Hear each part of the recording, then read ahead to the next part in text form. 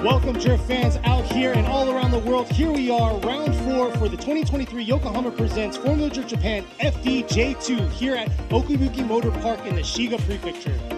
さあ世界中のドリフトファンの皆様お待たせしました。2023年横浜タイヤプレゼンツ Formula Drift Japan FDJ2 ラウンド4奥伊吹モーターパークです。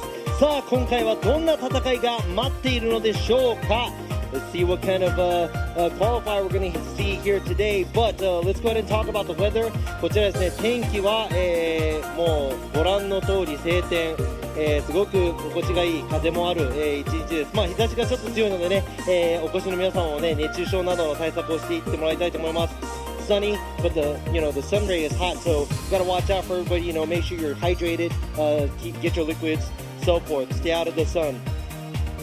そしてですね、ドライの路面ということでいっぱい発見が見れるのかなと思いますが、実況席の方紹介してまいりたいと思いますが、こちら隣にいるのが英語での実況を一緒にやっていっていただきますケニー・ハリスさん、そして、私ラビー西田、僕の隣にいるのがね皆勤賞、FDJ のドライバーでもおなじみの、深田忠宏選手、今回はジャッジ、そして一番向こうにいるのがドリフトレジェンドでもある今村陽一ジャッジ、この3名のジャッジ、そして英語と日本語の、このライブストリームを、世界配信で、やっていきたいと思いますので皆様、最後までよろしくお願いします。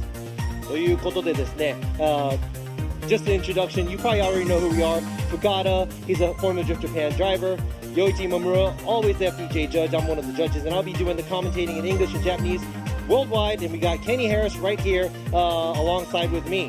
さあ、このフォーミュラドリフトジャパン FDJ2 はですね、少し説明させていただきたいと思います。Let me go ahead and explain a little about FDJ2。FDJ2 は横浜タイヤのワンメイク、で行われております。そのタイヤはアドバンネオバ AD0909 です。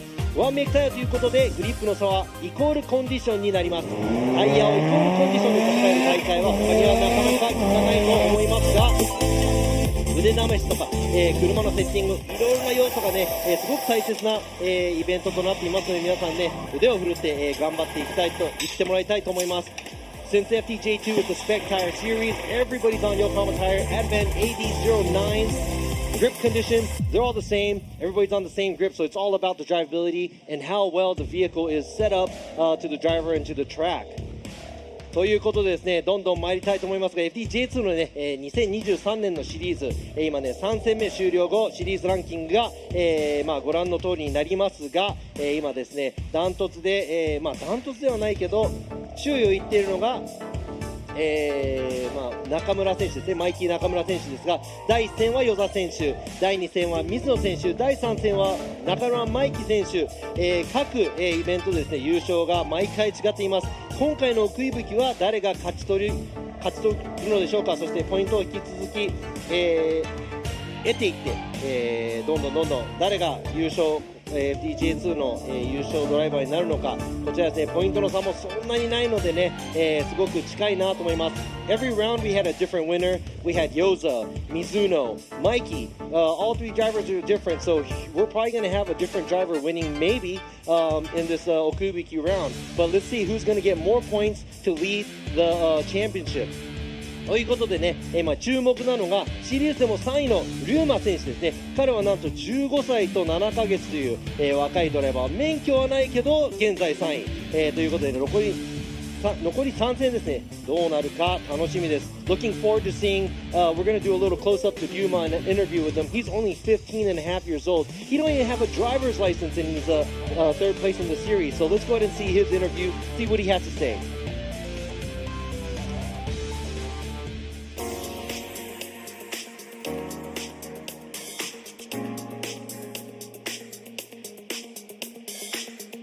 ドリフトを始めたきっかけはもともとお父さんがドリフトをやっていて、それでシミュレーターを買って自分が奪ってそれで乗れるようになったのをお父さんが見て、シミュレーターから実車に行けという感じで始めました。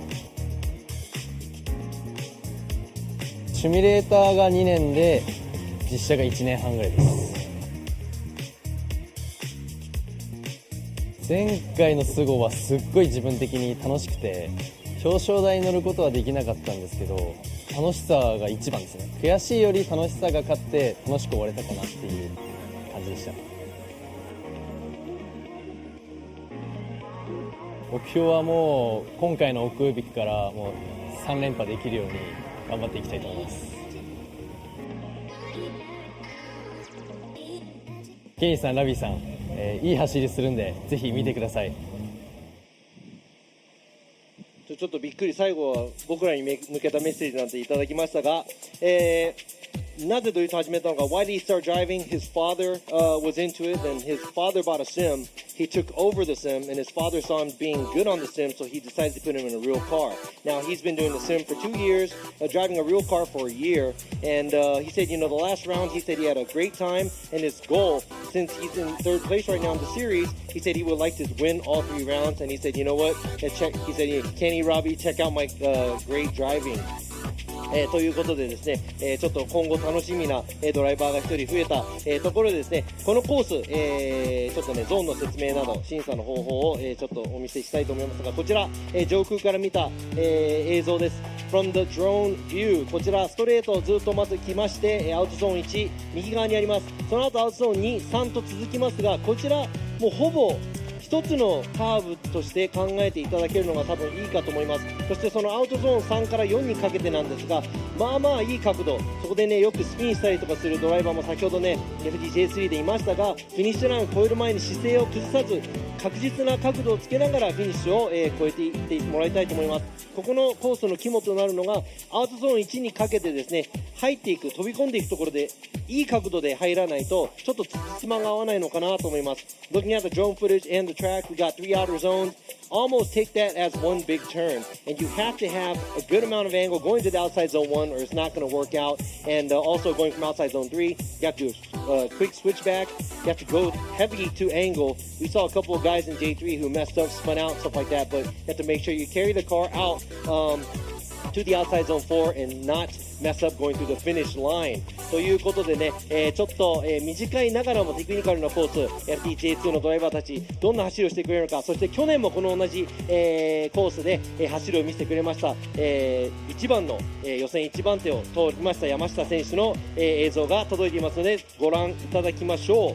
Here's this 92-point run by Yamashita from last year's Okuibuki FDJ2. There he is coming into outer zone 1. Wow, it looks like he's right on the line on the outside zone 1. Looks like he's very close on the outside zone 2 and 3.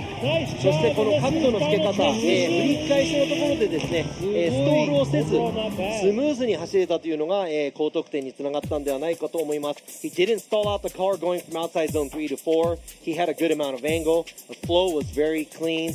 He deserves a 92-point run.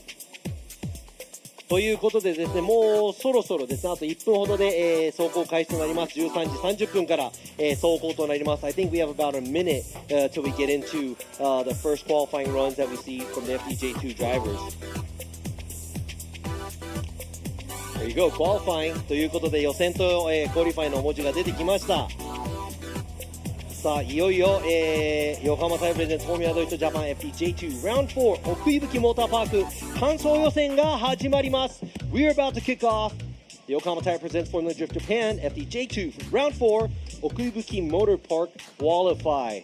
Man, I'm getting excited. How about you? Exactly, I am too. This is coming over the hump from Sugo. Here they are. Let's see how they're going to do. 37 drivers out here. Who's going to fill the top 16 spot? And I got to say, this first driver, it's going to be a competitor today. New to the series, but yeah, we're going to see how she's going to do. そうなんです。もう半分地点をね過ぎたぐらいのところ、スゴーからですね、10週間ほどありましたが、スゴーから何週間かありましたが、この残り3戦どんな形になるのか、誰がこの37台中16台に残るのか、そしてこのドライバーも新しいドライバー、このドライバーもねつわものです。さあ1番目、予選1番目のドライバー The number one driver for the qualifier right here ゼッケン915 Echo Gao 1087 with Rocket Bunny Racing. 1087 and Energy Gym coming out of China. Here she is swinging around. Looks like she dipped the tire, but man, there she is throwing smoke earlier on right there into that outer zone. Wow. Nice job through that zone. And right there, right off the jump, aggressive all the way through and nice すごい fluidity. 1本目からすごい走り、エコー選手ラインギリギリ、のところずっと走ってきました。角度も十分、そしてアクセル回転も多かったんですが、今回初出場と思えないくらい、勢いがある。 And I got to highlight right there. That's left-hand drive skyline right there. So there she is ripping around into that outer zone 4. Nice fluid motion through outer zones 3 to 4. 今の走行ですね、ちょっとアウトゾーン1もですね、タイヤが1本出てしまいました。そちら、ラインのスコアで減点されていくでしょう。しかし全体的に結構いい勢い、ちょっと1本目から目が覚めるような走り。That was a pretty impressive run by Echo, and this is the first time she's competing in FD Japan J2, and that's the first run she lays down. That's pretty impressive. It really is. So here you are right there, 83 points, starting us off right. さあ1本目から、かなりいい得点だと思います。83ポイント、エコー選手83ポイント。That's an impressive score from being a first run. さあ続いても海外からの、選手です。ゼッケン614ケン・ヤン選手 HKGSA こちら香港から、遠くはるばる車も持ってきました。前回もちょっとトラブルがありましたが今回はどんな走りか。 See how Young's going to do coming around in his Altezza, bringing it into that outer zone 1. Had a little bit of car trouble last round, but look at bringing it back into this outer zone 2 to 3 right there. Swinging back, filling that outer zone 4 right there, getting the bumper in that zone. Getting 2 strong finishes by 2 good drivers right there. さあ、ケン選手もちょっとフラフラしながらもなんですがなんとか、コース上、走っていきました。もちろんね得点は入りますが少しふらつきなどでアングルまたは、スタイルの方で減点、引いていかれると思います。There's a little bit of a he was a little washy here and there, even going through outside zone 1. He had to adjust a lot. There's an angle change there at outside zone 1. Not fluid, but he does get a score down on his first run. And a lot cleaner than the practice runs that we saw earlier on. Kind of collected himself to put a run in the books, but I think I'm going to see a lot more aggressive in his second qualifier run. そうなんです。ケン選手のね練習よりかは、いい走りができたんじゃないかなと思いますが1本目、ケン・ヤング選手64ポイント。That's a 64 for Ken Young's first run. ということでどんどん参りたいと思います。1本目の、走行ですね。予選の1本目の走行ゼッケン860谷岡明夫選手モノブラン and RS 渡辺 AE86 です。 AE86 still in competition. Tanioka gonna try to make it happen here in the A86, bringing it around into that outer zone 1. Looks like a struggle right there. Debuting the car at Ebisu Circuit, unfortunately struggling right there through that initiation into that outer zone 1. いや NA で音はかっこいいんですが、やはり1アウトで少しパワーに食われているのか車戻ってしまいましたので、今回は1本目残念ながらノーポイント、恵比寿のラウンドからね、出場し始めましたが、どんどんこの場にも慣れていってもらって活躍を期待していきたいと思いますが、残念ながら谷岡選手1本目ノーポイント。You know, like you said, the first round he joined us with the Ebisu. Hopefully he gets used to this, and maybe he was, down on power. I'm not sure, but hopefully he can put it together for a second run. さあ続いてのドライバーゼッケン22番高野康夫選手、Garage Miralda, Cleve Racing with 999. さあ Takano right there, clean 180SX, beautiful looking car right there, real quiet coming into that outer zone 1. Oh, unfortunately, dipping 3 tires right there halfway through outer zone 1. That's going to be an incomplete, unfortunately, right there. Trying to find out the rest of the track, figuring it all out, and right there you can see the finish, a struggle through that outer zone 4. いやちょっとね全体的にギクシャクしていましたが、やはりアウトゾーン1、半分通り過ぎたあたりからコースアウトしてしまいました。もちろん3本以上、タイヤが外に出てしまいますと、3本または3本以上ですね、ノーポイントとなってしまいますので、ドライバーの皆さん気をつけないといけません。That's going to be an incomplete, more than 3 tires off, 3 tires off. It's going to be an incomplete. 残念ながら高野選手1本目のポイント、しかし2本目がまだあるので、頑張っていただきたいと思います。Looking forward to seeing him do better for his second run. さあ続いてのドライバーゼッケン119、谷川博和選手 Team Growing Up. Tanigawa in the S15, very clean car. You can see right there, final connection snapped all over it. Let's see how Tanigawa is going to do, leaving the chicane now. First qualified run of the day here. Bringing it around, hard flick into this outer zone 1, hanging on to it right on the edge. A little adjustment halfway through that outer zone 1, bringing it back around into this outer zone 2 here. Nice job riding that back line, a little shallow through the outer zone 3. A little bit of gear changing into that transition to that outer zone 4. ちょっとこれはスコアは入るのか、ちょっと今のは追走になったら最後の方はついていけない。まずアウト1で角度を引く、アウト2は、もちろん良かったんですが、3も角度をつけてここからですねちょっとすんのめった感じ、そしてこのアウトゾーン4過ぎていってフィニッシュは一応スコアは入りますが高得点とはならないと思います。ちょっとね最後のアウトゾーン4でもですね角度はつけたんですが最後の方で立てなきゃいけないというところで、あまり高得点は期待できないと思います。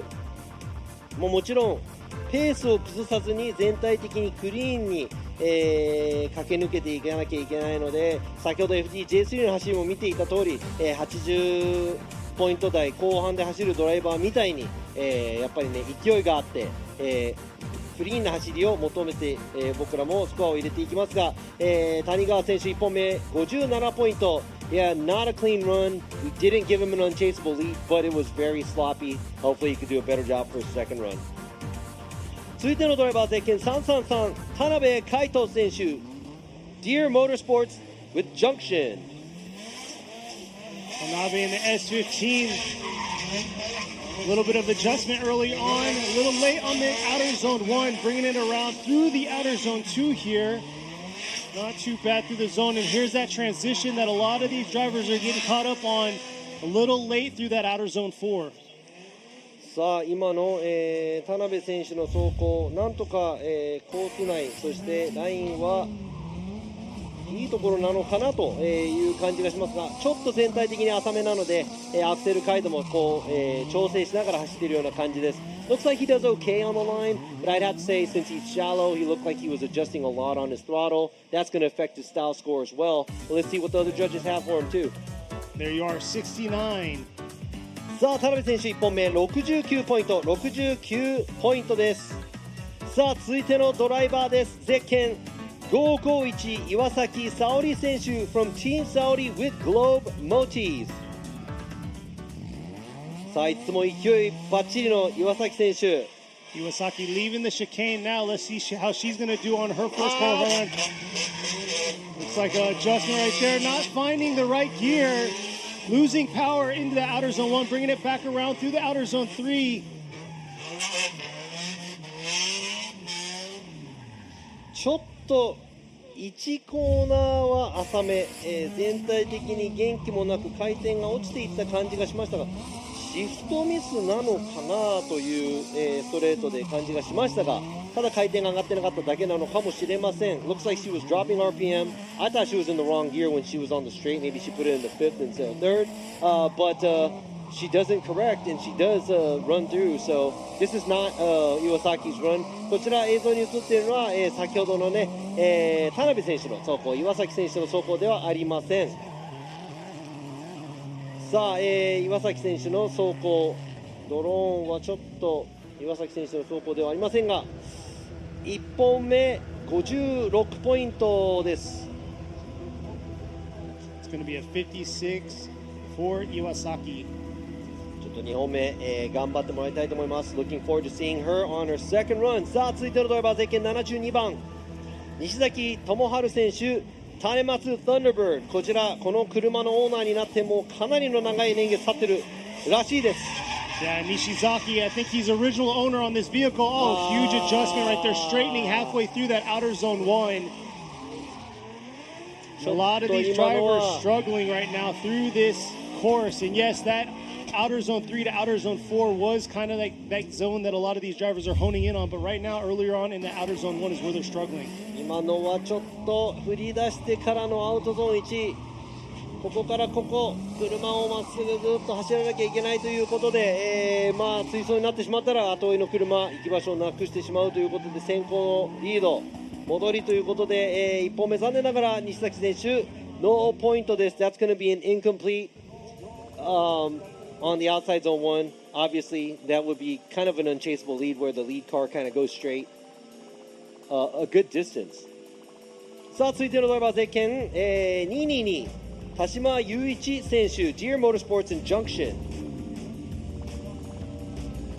Tashima in the S14 leaving the chicane now. Bringing it around into this outer zone 1 here. Oh. Nice shot filling that zone, carrying it through into this outer zone 2. Real shallow through that outer zone 2. Not able to get all the way out into that zone. Bringing it back around through outer zone 4. Nice job, strong finish through that outer zone 4. But that outer zone 2 is definitely going to affect his run. そうですね、ちょっと、見た感じもですね、ラインのジャッジは、別なんですが、ちょっと余ってる部分、少しあったかなというところ。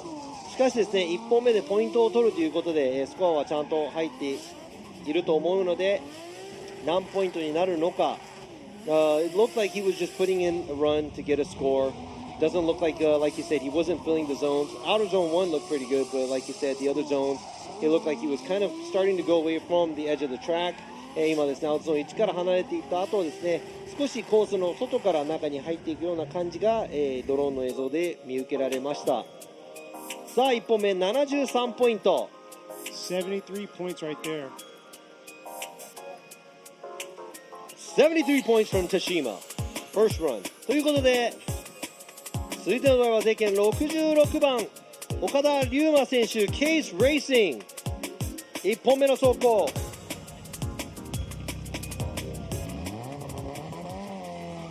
All right, let's see how Okada's going to do on his first qualify run, coming around in the Koki S14, bringing it into this outer zone 1 here.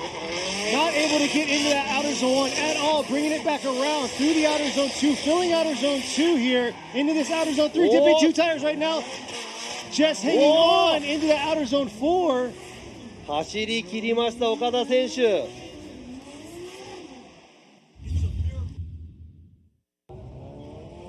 ということで岡田選手、ちょっとラインは全体的にずれていましたが、1本走行が終わりましてスコアは入ります。ちょっとね、1脱したり2脱したり1脱だけなのかなという感じがしましたが、角度は、きっちりちょっとゾーン付近でですね、ラインは間違っていましたが、ゾーン付近ではちゃんとね、角度深いところを、走っていました。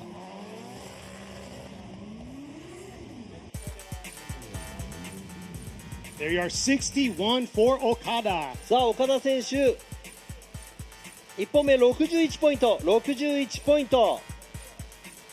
さあ続いてのドライバー、今日が誕生日というゼッケン767ラーマン・ラッセル選手、RS 渡辺ガレドリカイ By Now Japan. And just like Robbie said, happy birthday to Ramen right here, coming out here on his birthday. He's going to make it happen. Let's see how his first qualify run is going to go in the books. さあ誕生日プレゼントはもちろん1位通過のトロフィーが欲しい。 Look at that, Want that already out, number coming one. out aggressive here into this outer zone 1. Getting into that zone, right? Nice job through that outer zone 1.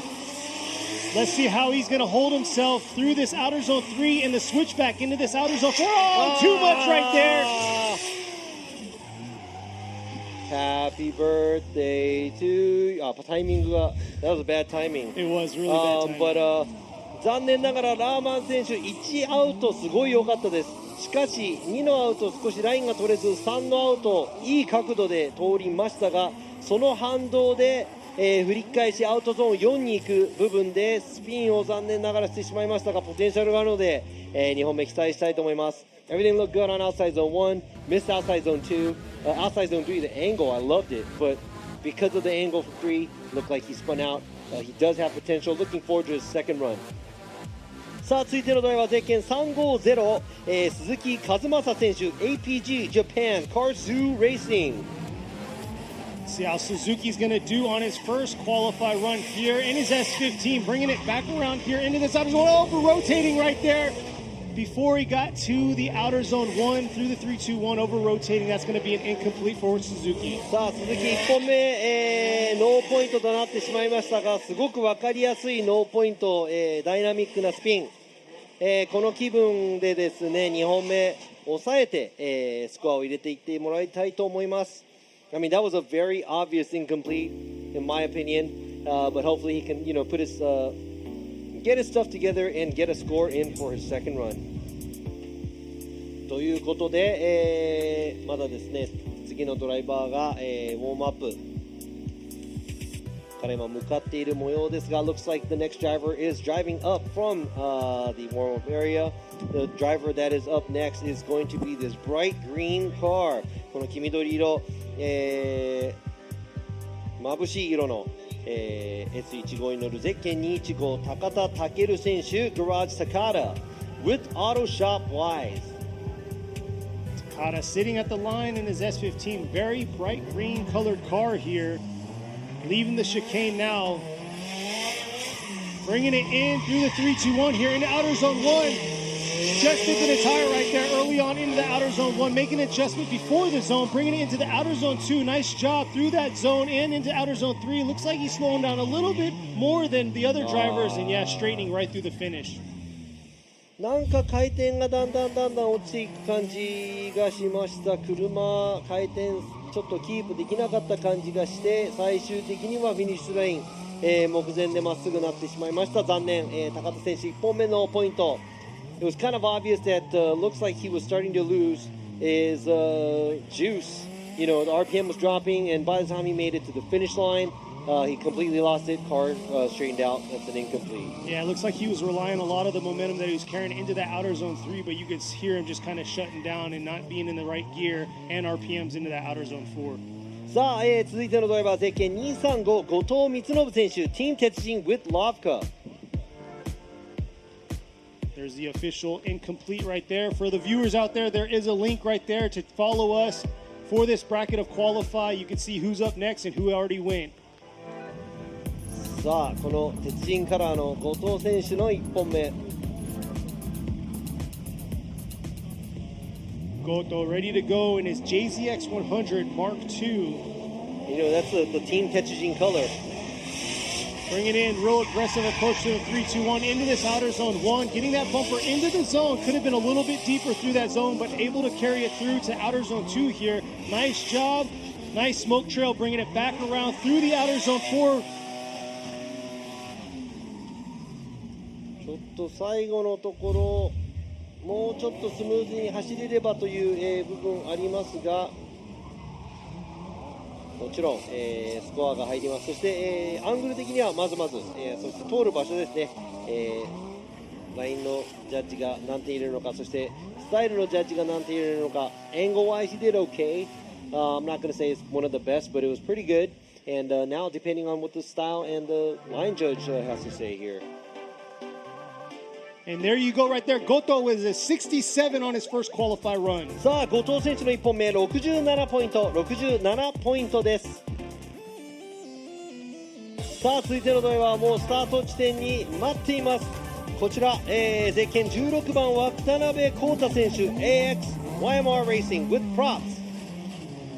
Here we are, Watanabe, the S15. If you're in the Fuji area, go get a haircut by him. He's bringing it around. Oh, but unfortunately not able to carry it through the outer zone 1 and over-rotating, getting it incomplete. くるっと回ってしまって残念ながら1本目はノーポイント。この本業は美容師である、渡辺選手1本目スピンをしてしまいました。ノーポイント、残念。ぜひ、富士のエリアにいたら渡辺選手の、美容室に行って髪を切ってもらえるのはどうでしょうと、そう言ってくれとも言われてないんですが、こっちで勝手に宣伝してます。He didn't ask me to advertise, but I am. So there you go, the official score right there. The viewers out there, if you're just tuning in, we had FDJ3 on earlier for qualify. We finished that, and here we are, almost halfway through the FDJ2 round of qualify, first round of qualify. We have 37 cars competing. If you want to follow along, right above there's a link in the chat. Check it out.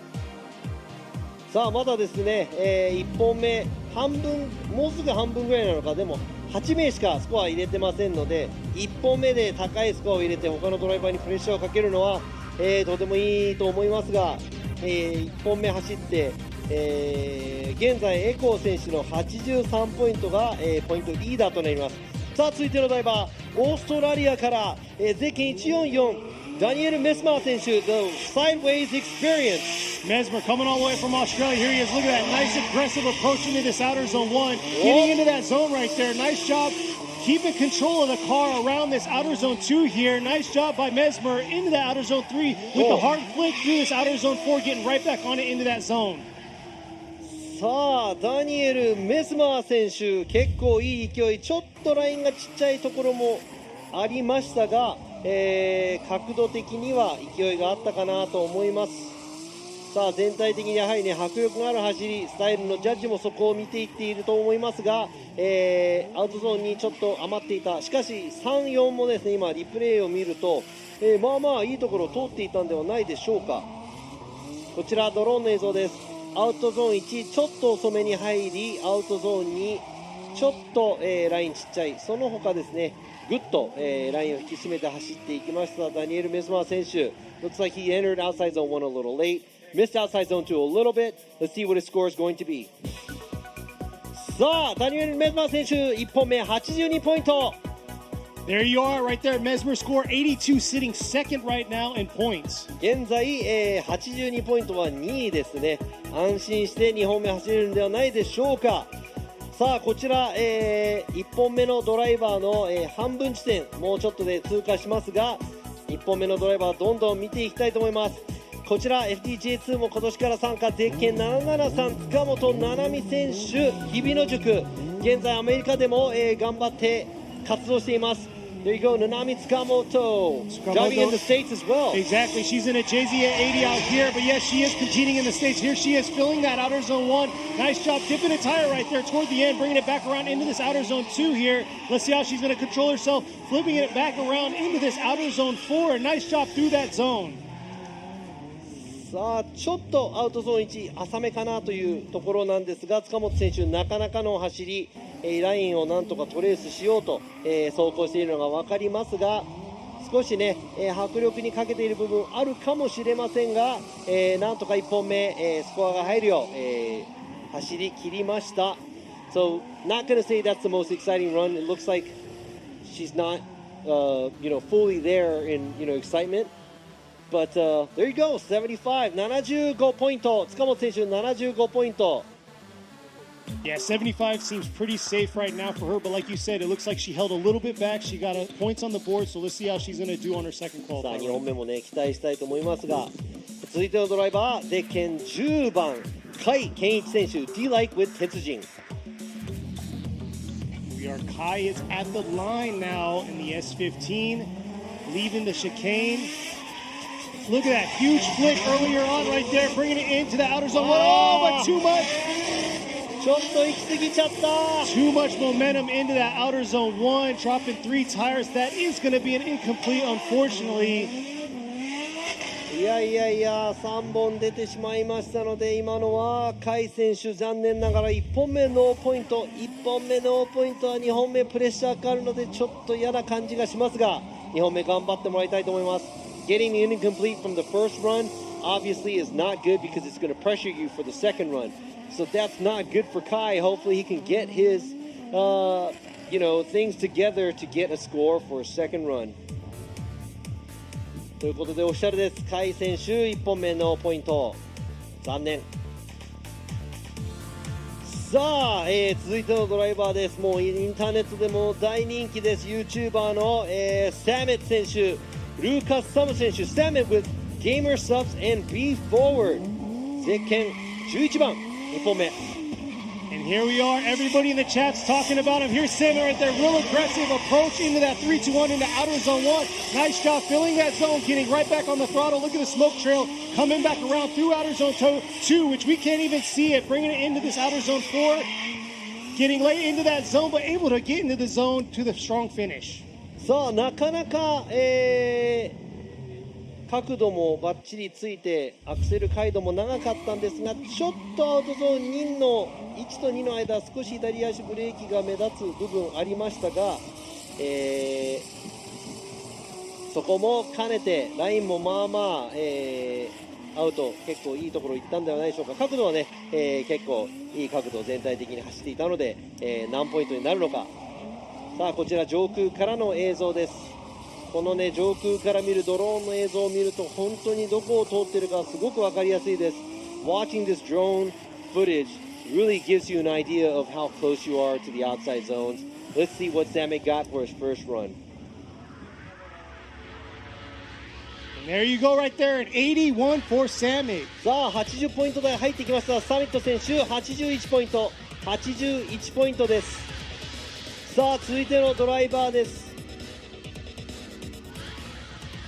続いてのドライバーという行く前にすみませんでした。注意今受けました。ちゃんとコースを見ろと。Then watch the track before I go on to the next driver. They are getting the track ready. このコースのね、皆さんこの暑い中、にもう一回白線を引いてもらったりですね、コースワーカーの皆さん本当にありがとうございます。暑い中ご苦労様です。コース、スタートには小林くん、そして、クロちゃん、アウトゾーン3を、引いていくのが今大ちゃん、そして今アウトゾーン1から2にかけて走っていくのが川越くんです。皆さん、暑い中ありがとうございます。 That's 川越 running from outside zone 1 to 2 who you see on the screen right now. That's 大ちゃん. He is lining up the outside zone 3, and at the start we have クロちゃん and 小林 being ready to launch us off here. そしてね、もちろんこのジャッジ席にもね、この私ラビニシタ、そして深田忠宏ジャッジ、そして今村洋一ジャッジ、そしてね、ひとみ姉さんも、僕らのお手伝いをしています。本当に毎回ありがとうございます。今のは、ひとちゃんが私はどうよと今叩かれましたね。 She just hit me. I was like she was joking to introduce her, but he told me he's here actually helping us out too. そして、このご覧の皆様、今ねちょっと画面にも映っていましたが、この今回のイベントを見に来ていただいた皆さんもねライブで楽しんでいってもらいたいと思います。そして今ねバーンアウトボックスの方からスタートラインにつくのはこの若き女性ドライバーです。2世ドライバーゼッケン28番深田逸樹選手、トロハウス with Dunlop。 さあ深田選手の娘、深田逸樹選手のこの1本目、今ですね川越くん待ちです。走っています。ありがとうございます。So we're waiting for Kawagoe to get off the track and he's running. Thank you for that. And these guys, helping us out on the track. It's hot out and it's humid in Japan. If you've been to Japan, you know. Now let's go ahead and check out Itsuki. She is Fukada's daughter. She is a second generation drifter as well. So really excited to see what she's going to do. It looks like the track's ready and she's ready to roll. About to leave the chicane to throw down her first qualify run. さあ予選1本目、深田選手スタートです。All right, look at that. Nice job right there. Very aggressive early on into that 3-2-1 to outer zone 1. Getting into that outer zone 1 beautifully, swinging around through outer zone 2 here, right on that edge. And here she is approaching that spot that complicates a lot of drivers into that outer zone 4. Could be a little bit deeper through that zone.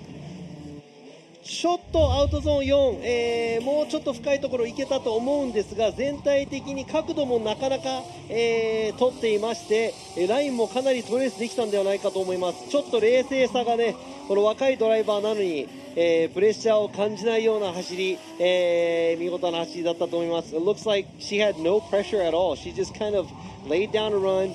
She wasn't all the way on the outside, like you said. Outside zone 1, she did a good job. She does leave the zones a little bit open at outside zone 3 and outside zone 4. But overall, I would have to say a good amount of angle and a good amount of flow through the track. So I'd say a good job for this young driver. Exactly. Looked very aggressive from the start and all the way through. But like you said, she left a little bit. And there you go, 74 for Fukada. さあ、深田選手の1本目、74ポイント、74ポイントです。さあ、続いてのドライバー、ゼッケン117、稲岡祐希選手、Junction and Deer Motorsports。もう最近高騰しています R34 クーペです。R34 Coupe. That's money nowadays. It is, it really is. But here you go, Inaoka not phased by that. Bring it in, maybe too strong right there, just hanging on. Taking a little bit of angle out through that outer zone 1. Not dipping 3 tires, able to save it. Coming around into this outer zone 4. Wow. Definitely not the cleanest outer zone 4 that we've seen today. ちょっと1のアウト、角度をつけたその後、修正をしなければいけない状況。そしてこちらですね、タイヤもちょっと脱輪してしまいました。さあ、その後ですね、このアウトゾーン3、ちょっとまっすぐ気味にアウトゾーン4に行きまして、角度も浅く、ちょっとゾーン入りきれませんでした。上空から見ると1のアウト、その手前で少し脱輪、そして角度の修正、アウトゾーン2、3まではいいんですが、3ちょっと深いところまで入っていきすぎちゃったのかな。アウトゾーン4、振り返し、ちょっとラインが変になってしまいましたが、稲岡選手1本目67ポイント。And there you go, 67 for Inaoka. His line was a little off towards the end, and there was a few mistakes that he made. Hopefully he can clean that up for a second run. さあ、続いてのドライバー、ゼッケン219、杉田秀彦選手、Worker。さあ、こちらも珍しい車、33ローレル。Yep, Sugita in the old school C33 Laurel, big body 4-door, bringing it around into this outer zone 1 here. Getting that bumper into the zone, left a little bit out there. Here he is swinging it back around through outer zone 2 and 3. Not too bad through that outer zone 3, switching back around into the outer zone 4. Nice fluidity, but could have been a little bit deeper through those zones. ちょっとゾーンの深さまでは、ラインのジャッジが見ていると思うんですが、アングル的には全体的になかなかついていたんではないでしょうか。Looks like, I'm going to leave the line up to the line score. You did say, he did leave some of it open, but angle-wise, it looked like he was pretty good and fluid throughout the track. Now, for the second run, I'm pretty sure there's a few areas where he can clean up and see, like where he saw outside zone 1, he did have a little bit of space. アウトゾーン1でもちょっと、隙間が外のライン、アウトゾーン3でもですね、あるのではないかと思いますが、そこら辺もね、2本目なんとか頑張って走ってもらいたい部分ですが、1本目の走行75ポイント、That's a 75 for his first run。ということで、続いてのドライバーですね、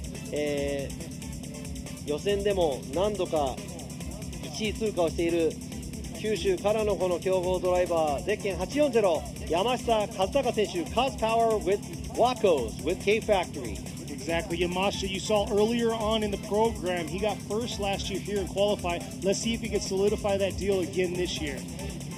そうなんです。このラウンド、去年のこのラウンド同じコースで92ポイントを叩き出している山下選手、ここでも1本目、2本目どんなスコアを、獲得するのか。He's got a VR38 crammed underneath that hood of this 180SX, and here he is, hard flick right there at the 2, coming around into that outer zone 1. Nice drop through outer zone 1, bringing it into the outer zone 2. Could have been a little deeper through outer zone 2. Took a little bit of angle out into that outer zone 3, but got right back on it through outer zone 4.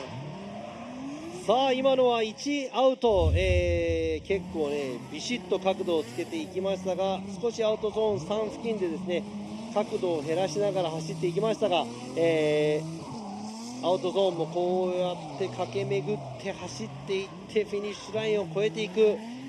92点まではいかないと思いますが、もちろんね92点が取れるぐらいのドライバーなので、なかなかのスコアが出るんではないでしょうか。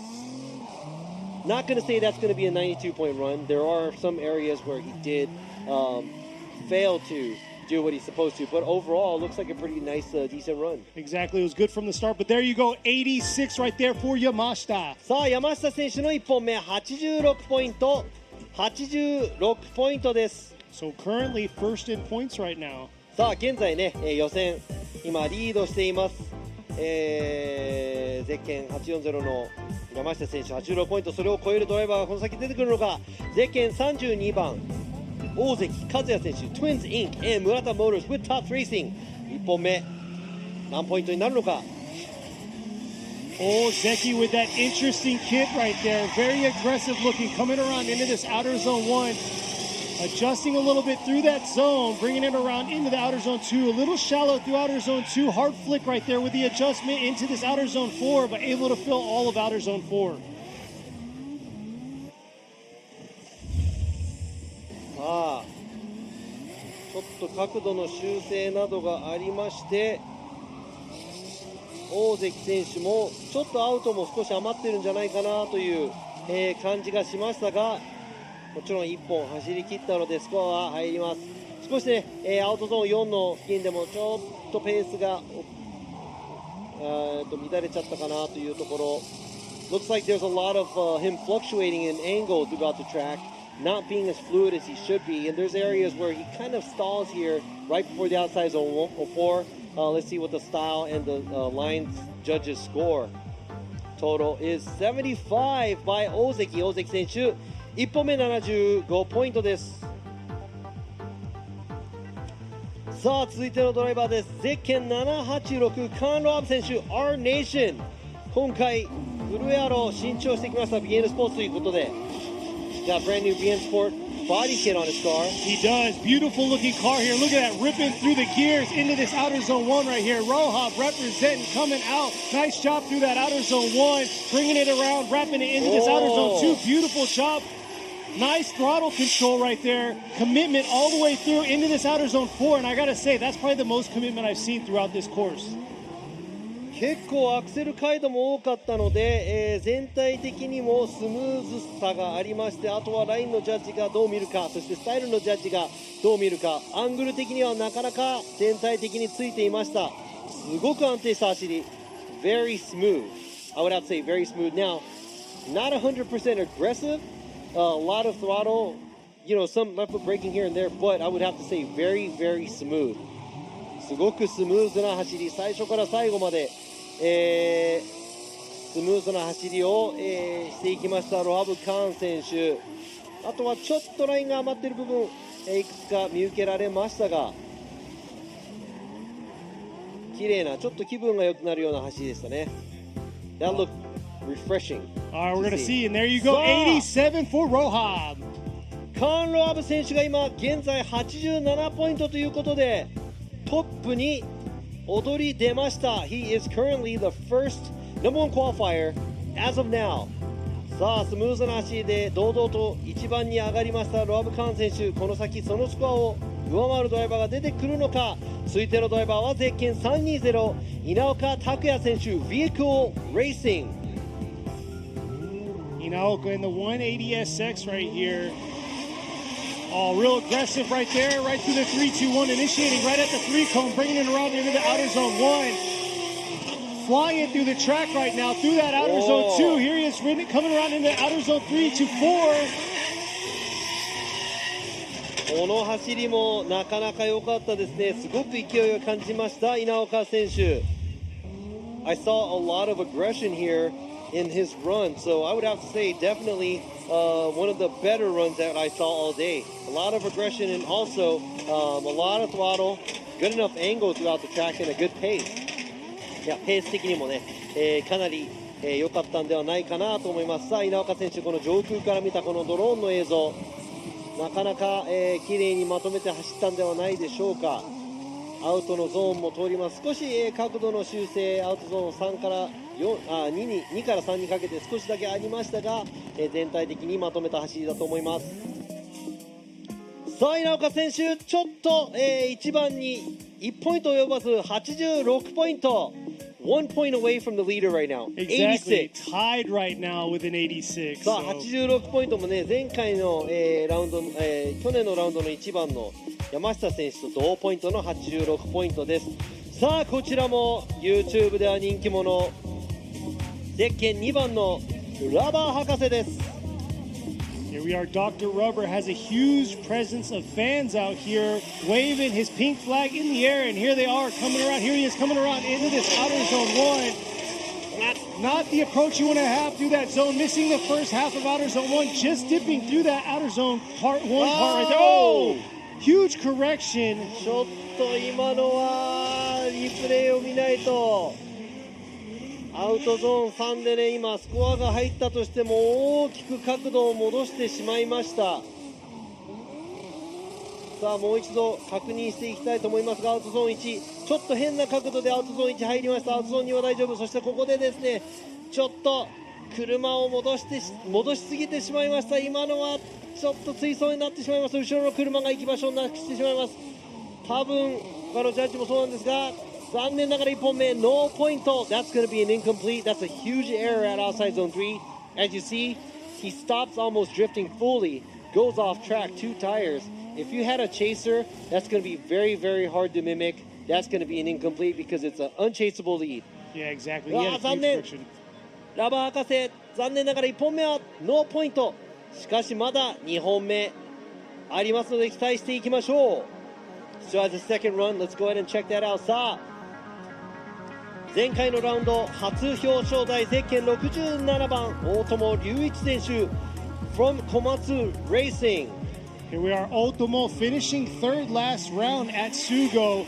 See how he's going to do on his first qualified run in his IS 300. Look at that, very aggressive.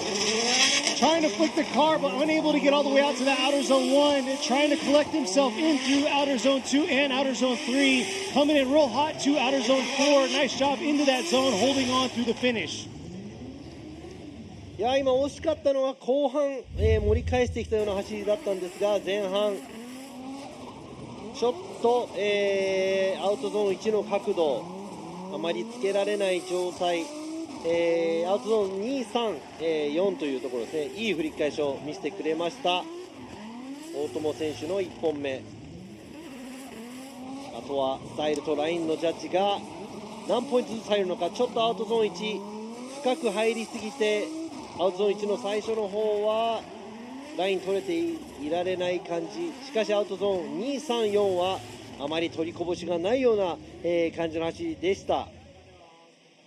さあ大友選手の1本目79ポイントです。 Otomo with a 79 on his first qualified run. さあ続いてのドライバーはゼッケン220石塚真一選手、アウトガラージ S クリーブスノコウィステリア。Ishizuka in the R33 coupe here, leaving the chicane now. Here he is bringing it around into this outer zone 1. Taking a little bit of angle out through that outer zone 1, coming back around through outer zone 2 there. Not too bad through that zone, a little late into the outer zone 3, flicking it back around into the outer zone 4.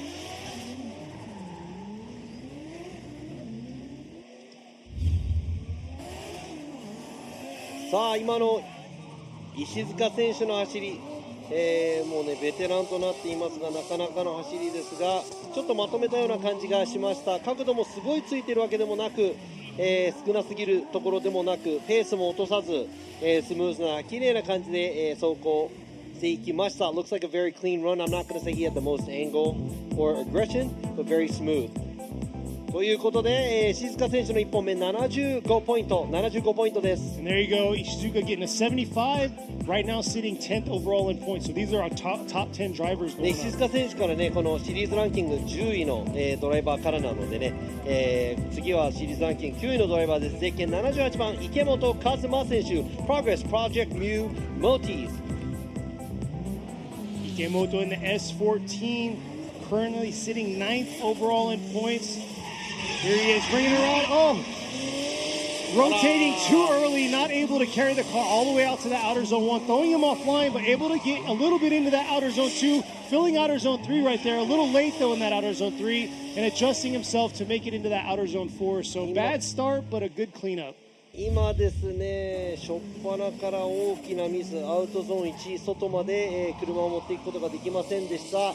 なんとか立て直そうとしたんですが、角度的には全部ついていますが、全て、スタイルの得点、そしてラインの得点は多分結構厳しめで見られるんじゃないかなと思います。Like you said, it started off really bad, ended up doing better, but that's a 62. 池本選手62ポイントです。Yeah, not sure if 62 is going to be safe. He's going to have to pick it up on his next qualify run. さあ続いてのドライバーは恵比寿ラウンドでは見事表彰台ゼッケン104水野俊彦選手 Last Luck M&Y ガレドリ with 鷲倉温泉 Mizuno coming around into this outer zone 1, ripping through gears in the straight, coming around through outer zone 2 here. Nice job filling that zone, coming with some heat into the outer zone 4, just hanging on right there, finishing strong.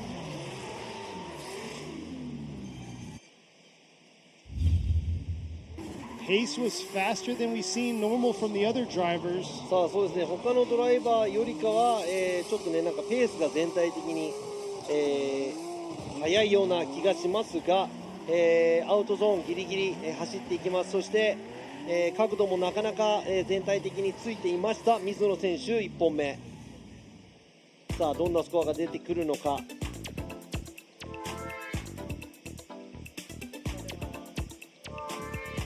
さあ水野選手も80点台に乗せてきました。1本目85ポイント。 Mizuno with an 85 on his first qualify run. さあ85ポイントと80点台のスコアが揃ってきました。続いてのドライバーもエキサイティングなドライバー、ゼッケン115浜田清文選手 GH Racing. Very exciting driver right here, Hamada in the R32 Skyline. See how he is going to perform today on his qualify run. He felt very confident during practice. Here he is bringing it into this outer zone 1 right there. Whoa. Nice job riding that back line of outer zone 1, swinging it into this outer zone 2. Could have been just a little bit deeper right there through outer zone 3, back around into the outer zone 4.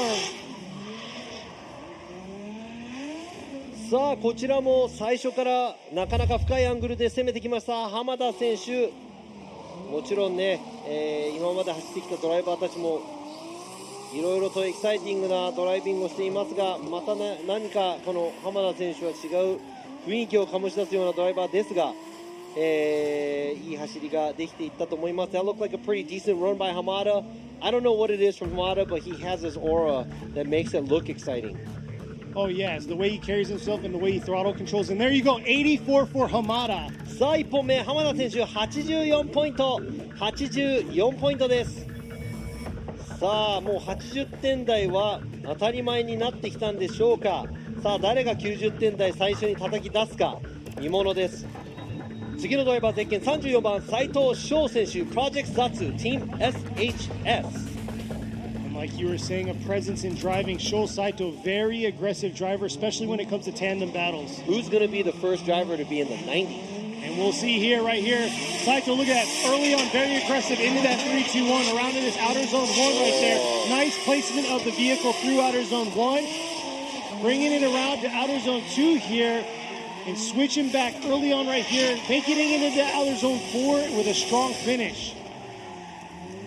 斉藤選手見せてきました。このねベスト10を上がっていくとどんどん気合が入っているドライビングが、見受けられますが、斉藤選手角度かなり安定して綺麗にまとめていきましたが、あとはちょっとアウトゾーンに少しだけ余ったかもしれませんが、このアウトゾーン3から4にかけて、ペースを乱さずにフルアングルからフルアングなかなかの走り。さあ上空からの映像ですが、ドローンの映像、こちらアウトゾーンをなんとかアウトまで持っていこう。そしてこの切り返しも綺麗にまとめたんではないでしょうか。最後も綺麗に角度をつけて走っていきました斉藤選手。さあ斉藤選手1本目86ポイントです。 And there you go, Saito with an 86, contending for the top spot, but looks like he's 1 point away. さあもうこの80ポイントの半ばはもう当たり前になってきたみたいです。It looks like that's like the norm now, being in the mid 80s. さああと残り1本目4名のドライバーゼッケン888ジャマケン選手ラウダラカンパニー with freestyle。ジャマケン選手も大ベテラン、そして見せ方が上手な選手です。どんな走りをするか。 Gymkhana, a veteran, sitting in fourth with 151 in the overall point standings. And here he is, bringing around. Oh, is that too much? Just saving the car right there. Getting back on it through that outer zone 1, taking a little bit of angle out from his initiation. A little shallow through outer zones 2 and 3. Not the cleanest run that we've seen Gymkhana do today. いやちょっと、大切に走りすぎちゃったのか、ジャマケン選手らしからぬ抑えたような走り、角度もちょっとついてギクシャクしながらここ不安定な部分ありました。そしてアウトゾーン2、3にかけてもですねフルアングルではなさそう。ちょっと大切に扱いすぎたところ、結果的に迫力には少し欠けているかもしれません。ちょっと1のアウト入るところの部分で失敗したのがもしかしたら大きいかもしれませんが、もうちょっと角度をつけて踏みっぷりがいい走り見たいんですが、ジャマケン選手1本目ラインもちょっと低めのスコアになってしまいました。66ポイントです。 And there you are, Gymkhana getting a 66 on his first qualify run, and that's not what we've seen during practice, what he was not doing. a lot of throttle and kind of shallow on the angle in my opinion. Let's see what he can do to pick it up on the second run. ということでですね、トップ3のドライバーさっきね3位と言っていましたが、この15歳 15.7 歳の、15.7 でもないかな 15.5 歳のドライバーです。免許もまだないけど今、シリーズランキング3位ゼッケン131リュウマ選手 from Samurai Style Racing。 Yuma right now sitting 25 points behind the leader. Let's see how he's going to perform on his first qualify run. And like we saw the interview, this is a big car for a 15-year-old right here. 15 and a half-year-old. And here he is bringing it around into this outer zone 1. He told me and Robbie that he was going to show out, and there he is right there, riding that line, bringing it around into this outer zone 2 here. Nice job through outer zone 2, bringing it back through the outer zone 4. And I got to say, this is a very technical course when it comes to the second half of the track, and he did a good job through that outer zone 4. ちょっとやっぱりビッグボディには狭いのかなという感じがしましたが、looks like, it might be a smaller track for this big chassis to be driving in, but he looks like he's a little timid on the angle. 少しアングルの方は、フルに生かしている感じではありませんが、なんとか1本、ペースを崩さずに走り切ったような感じがしました。さあこちら上空からの映像もそうなんですが、リュウマ選手やっぱりこの車にはこのコース小さいのかもしれませんが、 This track might be a little too small for this big chassis, but he does run a smooth run here on his first run. Exactly. Like I said, sitting third overall in points with 168 points overall, 25 from the leader. 今シリーズランキングでは、168ポイント、2位のハリー・ヨザ選手が173、マイキー中村選手が193ポイントと、30、ポイント弱ぐらいですかね、空いてます。さあ1本目76ポイントです。 Yuma with a 76 has a lot to make up for his second qualify run. さあリュウマ選手2本目も控えているので爆発してもらいたいと思います。さあ現在シリーズ2位の表彰台でもおなじみゼッケン43番ヨザ・ハリー選手 Harry Zato with Big Kit Blocks Japan. Yoza in the R32 sitting second right now with 173.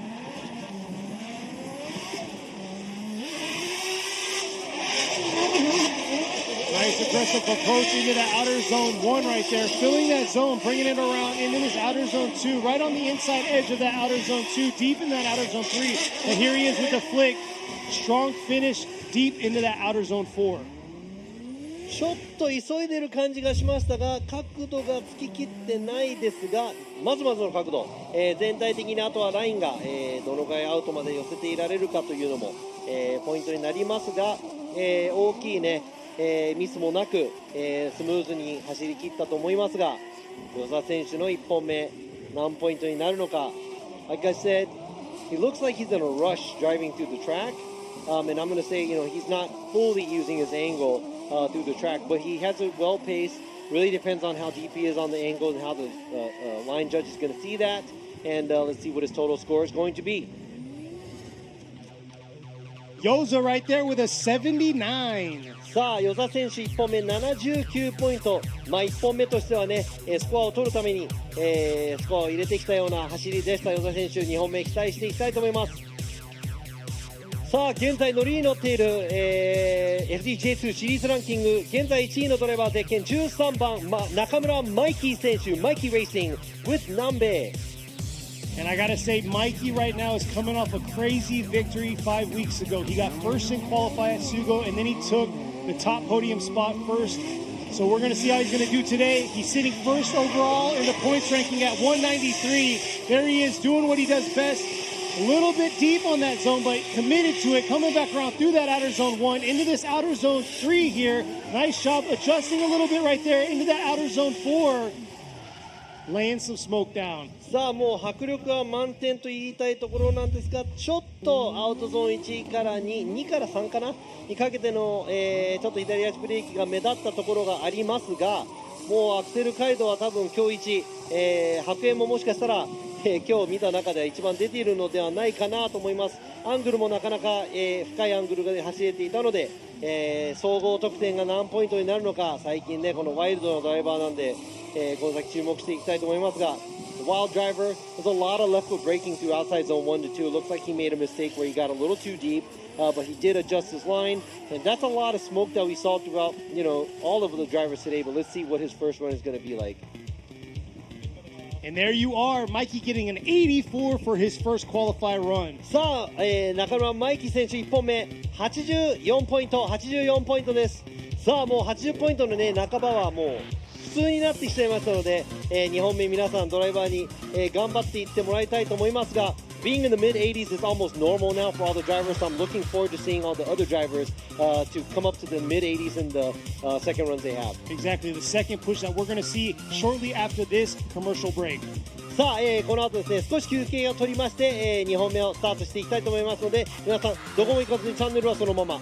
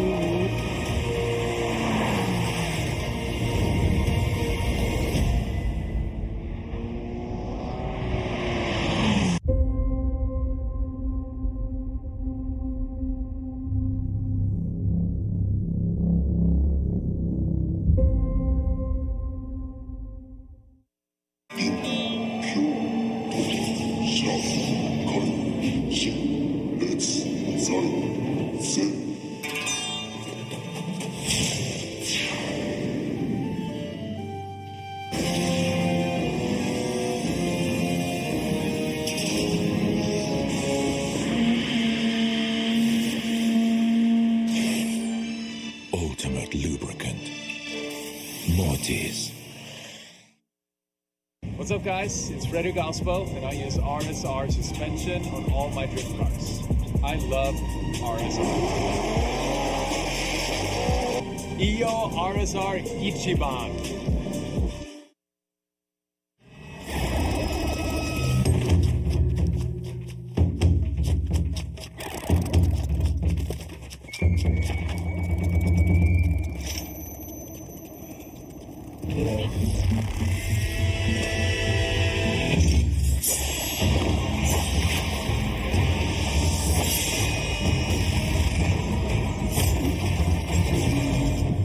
Made in Japan.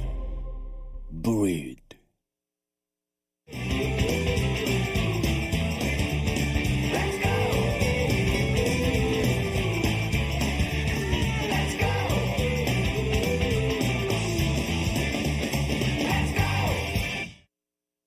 それではフォーミュラドリフトの審査方式について説明しよう。フォーミュラドリフトは3人の審査員によって審査が行われる。各審査員は走行ラインをチェックするラインジャッジ、ドリフトアングルをチェックするアングルジャッジ、そして走りを統括的にチェックするスタイルジャッジが担当する。ラインジャッジ、アングルジャッジの審査のため、コースには4から5箇所の審査ポイントが設定されている。設定されているのは主にコーナークリップ付近、ポイントとゾーン、コースによってはタッチ&ゴーがあり、この4から5箇所の審査ポイントでマシンの挙動がチェックされる。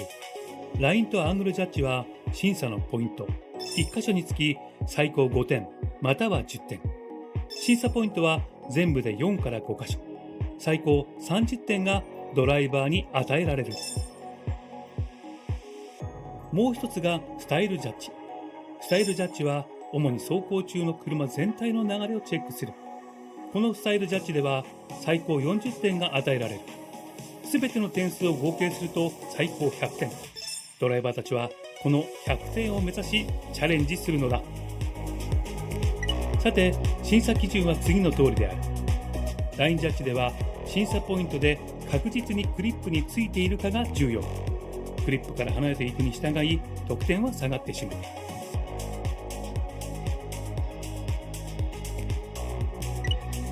アングルジャッジはクリップでのドリフトアングルが審査の対象。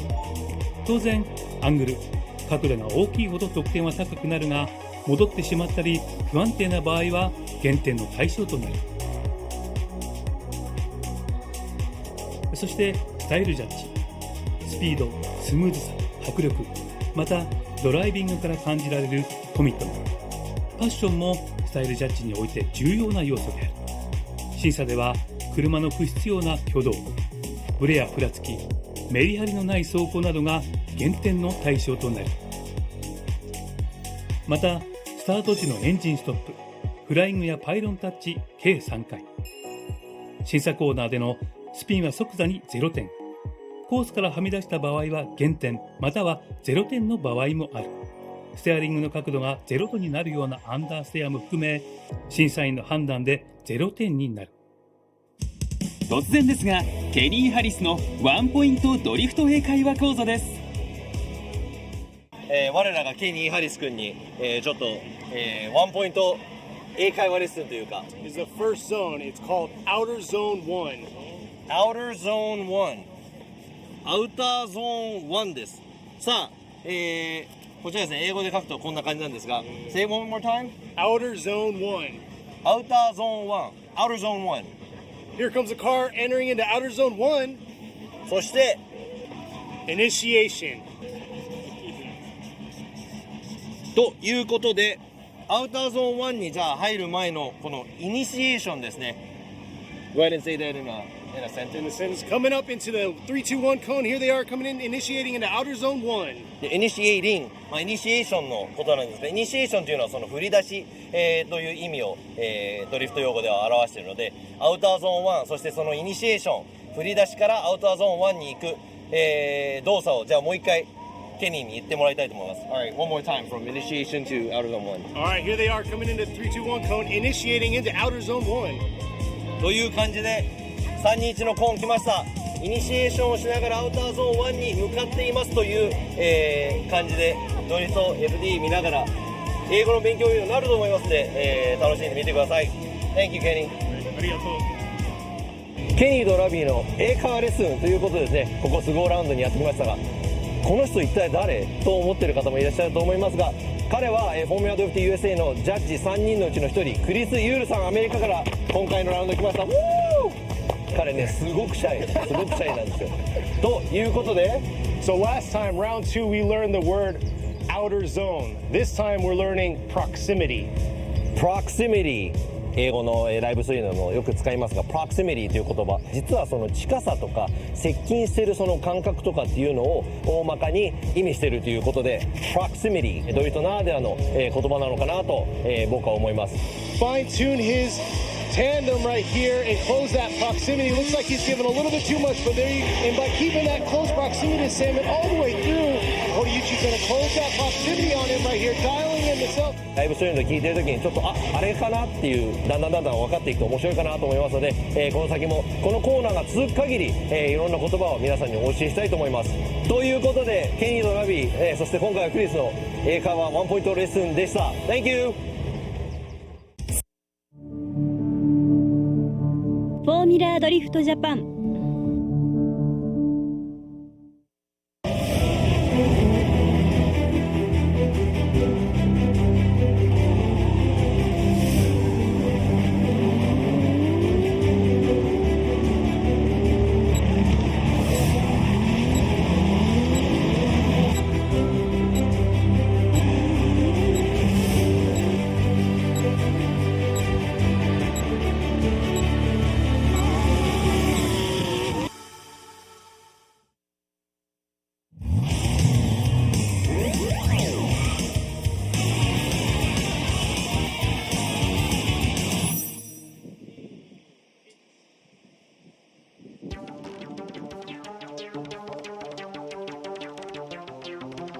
And we are back.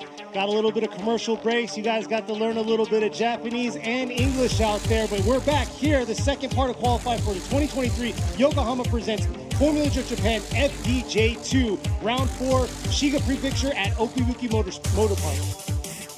さあ、戻ってまいりました。2023年横浜タイプレゼンツ Formula Drift Japan FDJ2 Round 4奥引モーターパーク予選2本目の走行が間もなく始まろうとしていますが、先ほどね、CM 中に流れていましたこのケニーの、英会話レッスンなんですが、最終回というかケニーはですね、岡山のラウンドだけ帰ってきますが、今ラウンド終わってから来週の木曜日もアメリカに帰ってしまいますので、今ケニーは、在日米軍横崎市でずっと働いてますが、その間、僕はこのフォーミュラドリフトジャパンの方もお手伝いしていただきまして、来ましたが、ようやくこの任期が終了してテキサスの方に、移ってしまうということです。Now you all probably already know, but Kenny has been helping us out this past 4 years. He's from Yokota Air Force Base. He's in the military. He's getting stationed in Texas. So next Thursday he's going to be gone. So this is going to be the last live event that you're going to be there. You're Exactly. For FDJ2 and FDJ3. But hey, さあ、そ let's んな kick こ this とはさ off. ておき、Who cares about Kenny? さあ、2本目の走行いきたいと思います。最初に83点を叩き出したゼッケン919エコガオ1087 with Rocket Bunny Racing 2本目、ちょっとこれは期待できると思いますよ皆さん。Echo came out hot out here, got an 83 on her first qualified run. Let's see how she's going to do. Right there, bringing it right on the edge of the track early on, bringing it into that outer zone 1. Nice job through that outer zone 1, carrying it through into this outer zone 2, right on the edge, and then outer zone 2 through outer zone 3. And here she is bringing it into that outer zone 4. And I got to say, she's a very aggressive driver, as you can see. And I got to say, another thing, left-hand drive R32. いや Crazy. ー、このね、左ハンドルに改造してあるこの、R32 のスカイラインなんですが、見事先ほどとね、ちょっと、角度をつける場所が変わってきましたが、かなりのいい勢いが、見られます。そして、角度的にも、申し分ないかなという感じがしました。さあ、あとは、ラインのスコア、そして、スタイルのスコアが何点になるのか、結構アウトのラインもなかなかいいところ走っているんではないかと思いますが、Now, angle-wise, she did better in some areas last time, but she did better this time than some of the areas she did last time. And there you are. It shows it right there. 1 point increase, 84 for Echo. さあその83ポイントから1ポイント上がりまして、エコー選手84ポイント。なんと、このフォーミュラドリフト FDJ2 初参戦、そして初走行、初予選でもう84ポイントを取っています。素晴らしい走り。さあ続いてのドライバーゼッケン614、ケン・ヤン選手 HKGSA。さあこちら香港から車両も持ち込んで、どんな走りを2本目見せてくれるか。 Ken Young sitting on a 64 right there, coming into that outer zone 1. Nice flick through that zone, bringing it around to outer zone 2 there. Carrying it into outer zone 3. Looks like he's a lot more aggressive on this one. Oh, but maybe too aggressive into that finish. Has spinning through that finish line.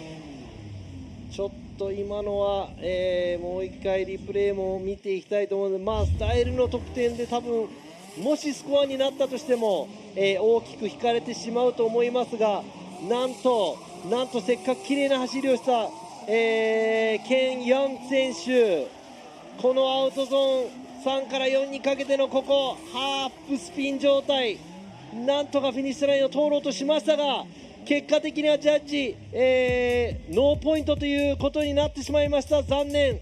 Unfortunately, that's going to be counted as an incomplete. He almost faked it, but there was a big stall at the outside zone 4. He had to almost straighten fully going to the finish line. That's going to be an unchaseable lead. And unfortunately, second run's going to be an incomplete. 本当に残念。Very unfortunate. We'll see if 64 is going to be enough to carry it into that top 16 spot. さあ続いてのドライバーはゼッケン860、谷岡明夫選手、モノブラン and RS 渡辺 AE86。 Tanioka right here, the NA86 screaming into this outer zone 1 here. Nice job. Able to get it into a drift right there through outer zone 1, bringing it around through outer zone 2. Missing the zone right there. Just holding on into this outer zone 4. Gonna get points on the board, but いやちょっとなんかシフトをしたりとか操作が難しそうな感じでしたが、そのせいでちょっとギクシャク、アングルも安定せず、ちょっと浅めのアングル、そしてアウトゾーン3ではですね、大きくラインも割ってしまいました。 Looks like he is really busy in the car, trying to keep the car sideways. So since he's being busy, it looks like there's a lot of flaws there where it's really hard for him to keep the car sideways. Looks like his angle wasn't deep enough in some of the areas, especially outside zone 2. And the line, he was not able to go really deep at outside zone 2. I know, coming out here in a Hachiroku like that, competing, you don't see them compete too often. There you go, 67. いやー67ポイント、ちょっと難しいかもしれない。でも、まだね、誰が何点入ってるかもう全くわからないので、誰が通ったか通らないかは後ほど、見ていきましょう。ということで、谷岡選手の2本目は67ポイント。続いてのドライバー、ゼッケン22番、高野康夫選手、グラッジ・ムラーダ、Cleve Racing with 999。こちらも1本目、ノーポイント。Sitting on an incomplete here. Takano, a lot of pressure on this driver. Here's Takano. Oh, huge correction through the 3-2-1 right there. Not able to keep the car in drift. That's これは分かりません。ちょっと今のはドリフト状態に持っていけない、何かが大きく歯車が狂ったのか。 There must have been something way off where he didn't even attempt to go. So that's going to be an incomplete. ということで、結果的には残念ながら2本ともノーポイントとなってしまいました。残念ながらノーポイントなので、今週末はここで、予選不通過という結果となってしまいました。残念ながら高野選手はここまで2本ともノーポイント。 That's an incomplete again, so that's it for him this weekend. さあ続いてのドライバーです。こちらのドライバーもちょっとスコアが伸び悩んでいますが、2本目なんとかしたい。ゼッケン119谷川博和選手、Team Growing Up。 Tanigawa in S15 got a 57 first qualify run. Looks like a little bit of a different approach. Oh, too much right there. Dipping 4 tires right there. これはやはり1本目スコアが伸び悩んだせいか、2本目プレッシャーを感じたのか。アウトゾーン1に到達する前にノーポイントとなってしまいました。 That's going to be an incomplete even before him getting to the outside zone 1. I'm not sure if he pressured himself because he's sitting on a lower score on the first run, but I think definitely the 57 is probably not going to cut it. Yeah, you're right there, but you could see the aggressive approach through the 3-2-1. The mental state was there, but it was just too much heat into that outer zone 1. そうですね、勢いはあったんですが、ちょっとアウトゾーン1付近でですね、全てが噛み合わない状態で残念ながら、2本目ノーポイント。さあ続いてのドライバーもスタート地点に、到着しています。ゼッケン333田辺海人選手 Dear Motorsports with Junction。We'll see how Hanabe is going to do 69 on the first qualify run. Ooh, sounds like not in the right gear, not finding that power band, coming around through that outer zone 2 to outer zone 3 here. Yeah. 今のアウトゾーン1のエリアなんですが、効いている感じだともう回転数が落ちていってパワーバンドから出てしまったような感じがしましたので、アウトゾーン1終わったあたりでドリフト状態戻ってしまったので、2本目はノーポイントです。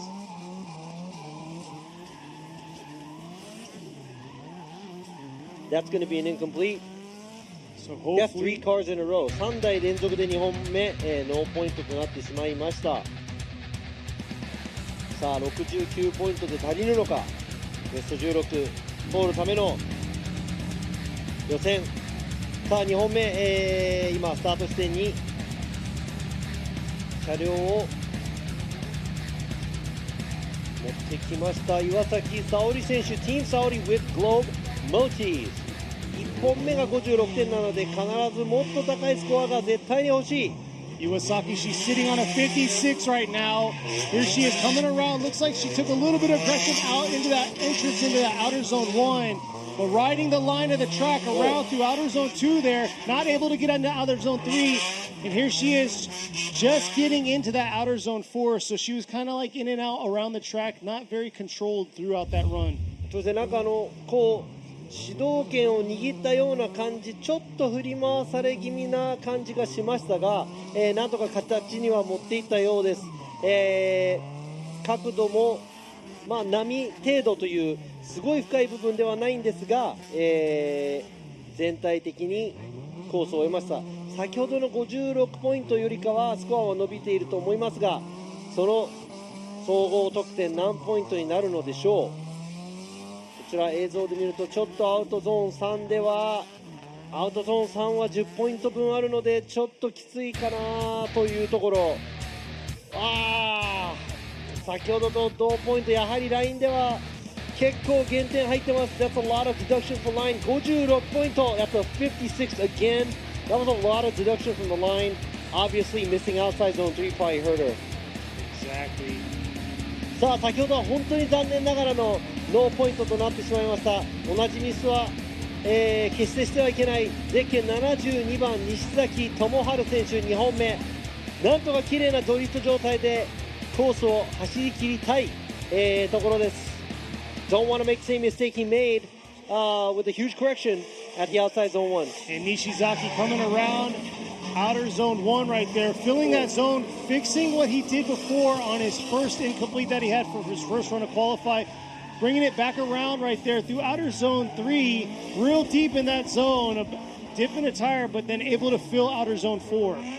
Not the most aggressive run we've seen, but tried to strategically put his car where he wanted it to be. さあ一番アグレッシブな走りではないと思いますが、なんとか先ほどよりね全然、車がずっと横右の状態、アベレージな、アングルのスコアも入っております。あとはこのアウトゾーン3、タイヤが離脱したところ、そしてこのペースが、どういうふうにこのスタイルのジャッジの目に、映ったのかが、このスコア、ハイスコアになるポイントだと思いますが、さあこちらラインいっぱいいっぱい、というかアウトゾーン1、2、そして3を通っていきました。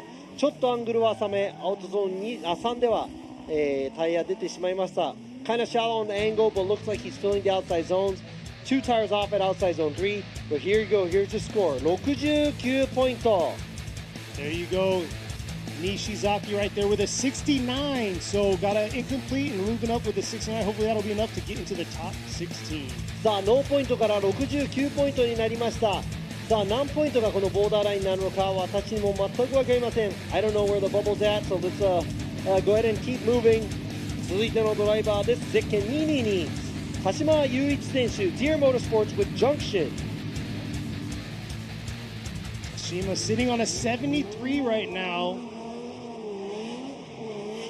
Got the 1 via S14 rear, 180 front coming around into this outer zone 1 here. Just getting a tire into the outer zone 1, carrying it around into this outer zone 2. Real shallow through that zone, but real deep through outer zone 3, bringing it back around into the outer zone 4. Will that be enough to bump the 73-point first qualifier run by him? さあ、田島選手なんですが、前半より後半にかけて元気が出てきたような走り、アングルもそこそこありました。あとはですね、ラインのスコア、そしてスタイルのスコアにどう映るか。He looked like he kind of started to get into it a little later, but then he started to pick up his pace after outside zone 1. And there you are, 2-point increase, 75 for Tashima. さあ、1本目のスコア73ポイントから2ポイント上げて75ポイント。田島選手、75ポイントです。さあ、続いてのドライバー、ゼッケン66番、岡田龍馬選手、ケースレーシング。1本目は61ポイント。これは何とでもして、ポイントを上げていきたいところ。Okada sitting on a 61 right now. Able to get a run in the books, but has to clean up outer zone 1. Oh, hard flick right there, bringing it into the outer zone 1, getting that tire in that zone, riding the edge of the track into this outer zone 2 there. Nice job through outer zone 2, real deep through outer zone 3. And nice job by Okada right there.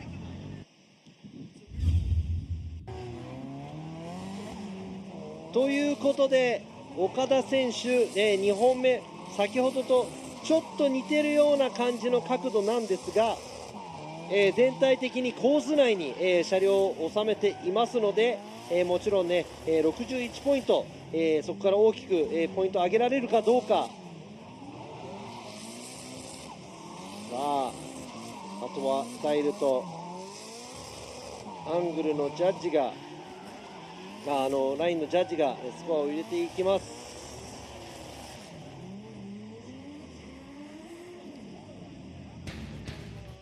さあ、1本目の6時から大きくポイント上げて74ポイント。岡田選手74ポイントです。Okada from a 61 to a 74 right there.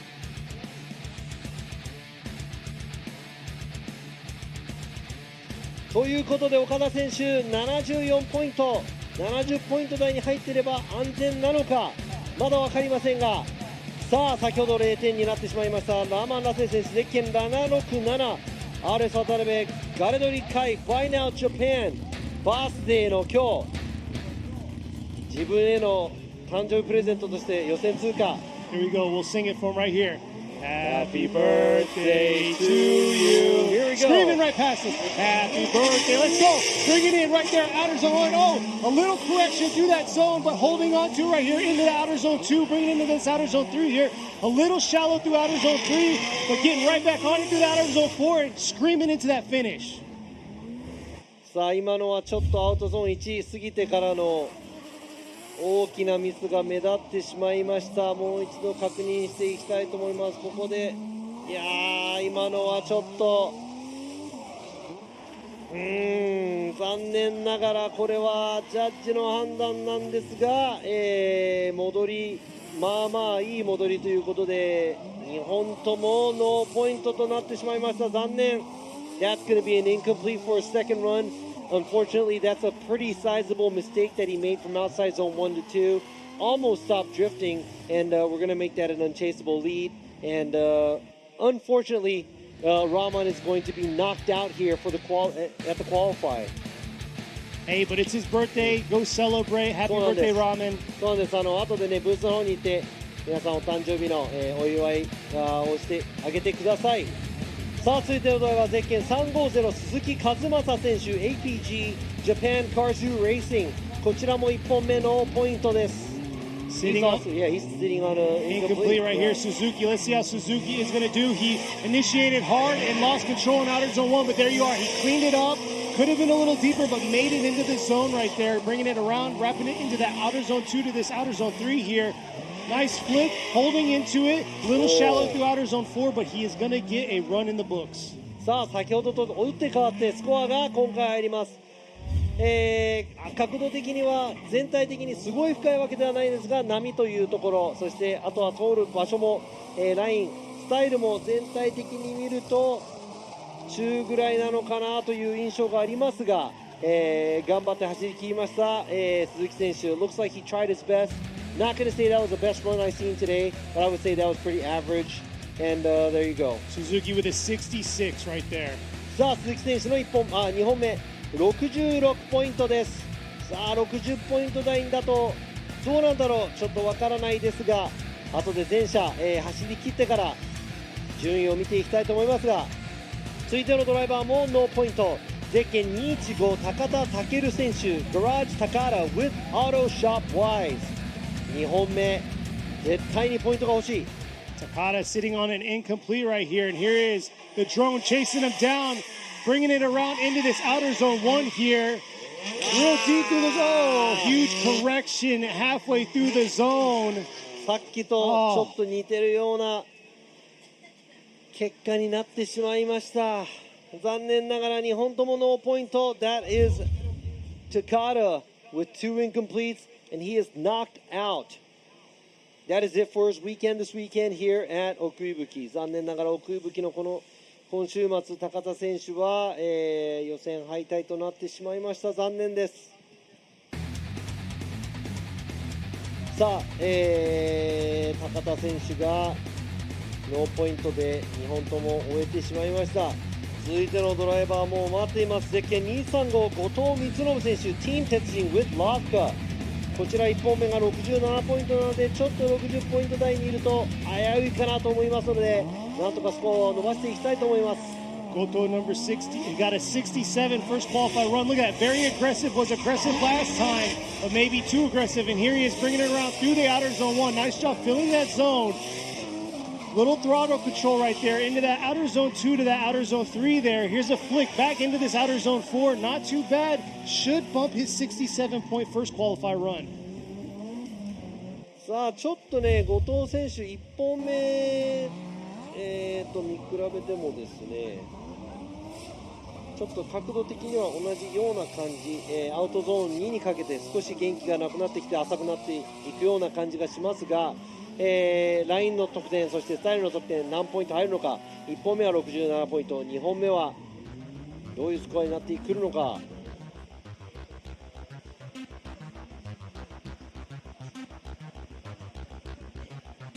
There you are, 73. Goto bumping his 67-point first qualify run. さあ後藤選手も2本目で73ポイント、70点台にポイントを伸ばしてきました。さあ続いてのドライバーも現在1本目がノーポイントになっています。自分を追い込んでます。ゼッケン16番渡辺浩太選手 AXYMR Racing with Props。 必ずスコアを取らないといけないこの場面。 Watanabe currently sitting on an incomplete. He has to collect himself, get a run in the books. Here he is coming around outer zone 1 here, getting a tire into that zone right there. Taking a little bit of angle away, bringing into this outer zone 2. Not the most angle that we've seen today, bringing it around through outer zone 4. ちょっと3から4にかけてのペースがちょっと乱れたような気がしますが、アウトゾーン1、こちら、難なく、クリア、少し浅めになっていきますが、アウトゾーン2で少し、アウトゾーン3から離れようとして頑張って戻そうとしますが、スタイルの得点ここでちょっと引かれちゃうんではないかなと思いますが、こちら、上空から見ていきましょう。アウトゾーン2、ちょっと角度まっすぐ気味になってアウトゾーン3に入って、その分アウトゾーン3に入る姿勢がおかしくなってしまったためアウトゾーン4に響いたのかなと思います。Looks like it kind of affected him getting into outside zone 2 to 3 and that affected him going to 4 but、ここで渡辺選手は70ポイント70 ポイント70 points. Is that good enough or what? I have no idea. We'll see. さあ続いてのドライバー現在82ポイントもあります。ゼッケン144ダニエル・メスマー選手オーストラリアから The Sideways Experience. Mesmer out here with an 82. He's with the Sideways Experience in the S15. Look at that, huge aggressive right there. Flick, approaching the outer zone 1. Nice job. Missing the first part of outer zone 1, but able to get to the second part of it, bringing it into this outer zone 2, filling outer zone 2. Very aggressive all the way around into this outer zone 4. Oh, just hanging on right there through the finish. Thinking that he was going to over-rotate, but hanging right on into the finish. Yeah, he kicked out all the angle he needed at the end. さあ最後のもね、かなり、深い角度で走り切っていきましたが、全体的に元気よく走ります、ダニエル・メスマー選手、アウトゾーン1ちょっと入るのが遅れたのかなというところ、そして少し調整が入り、その後、難なくアウトゾーン4もクリアして、フィニッシュラインを通っていきました。Looks like he got into outside zone 1 a little late, a little bit of correction after that, but overall finishes the track. But it looks like his first run is better, but his run is a 78. ダニエル・メスマー選手2本目は78ポイントということで1本目の82ポイントの方が高いというところで、予選のポイントとなります。さあ続いての場合はゼッケン773、塚本七海選手日比野塾現在アメリカでも活動中の塚本選手1本目は75ポイント。 See how Nanami's going to do in her JZ80 Super. Got a 75 on her first qualified run, and just like Robbie said, she's going across the pond, competing in the U.S. also in one of the drift series they have out there, bringing it around through this outer zone 2 into the outer zone 3. A little shallow in that zone. We'll see if this is going to be enough to bump her 75-point first qualified run.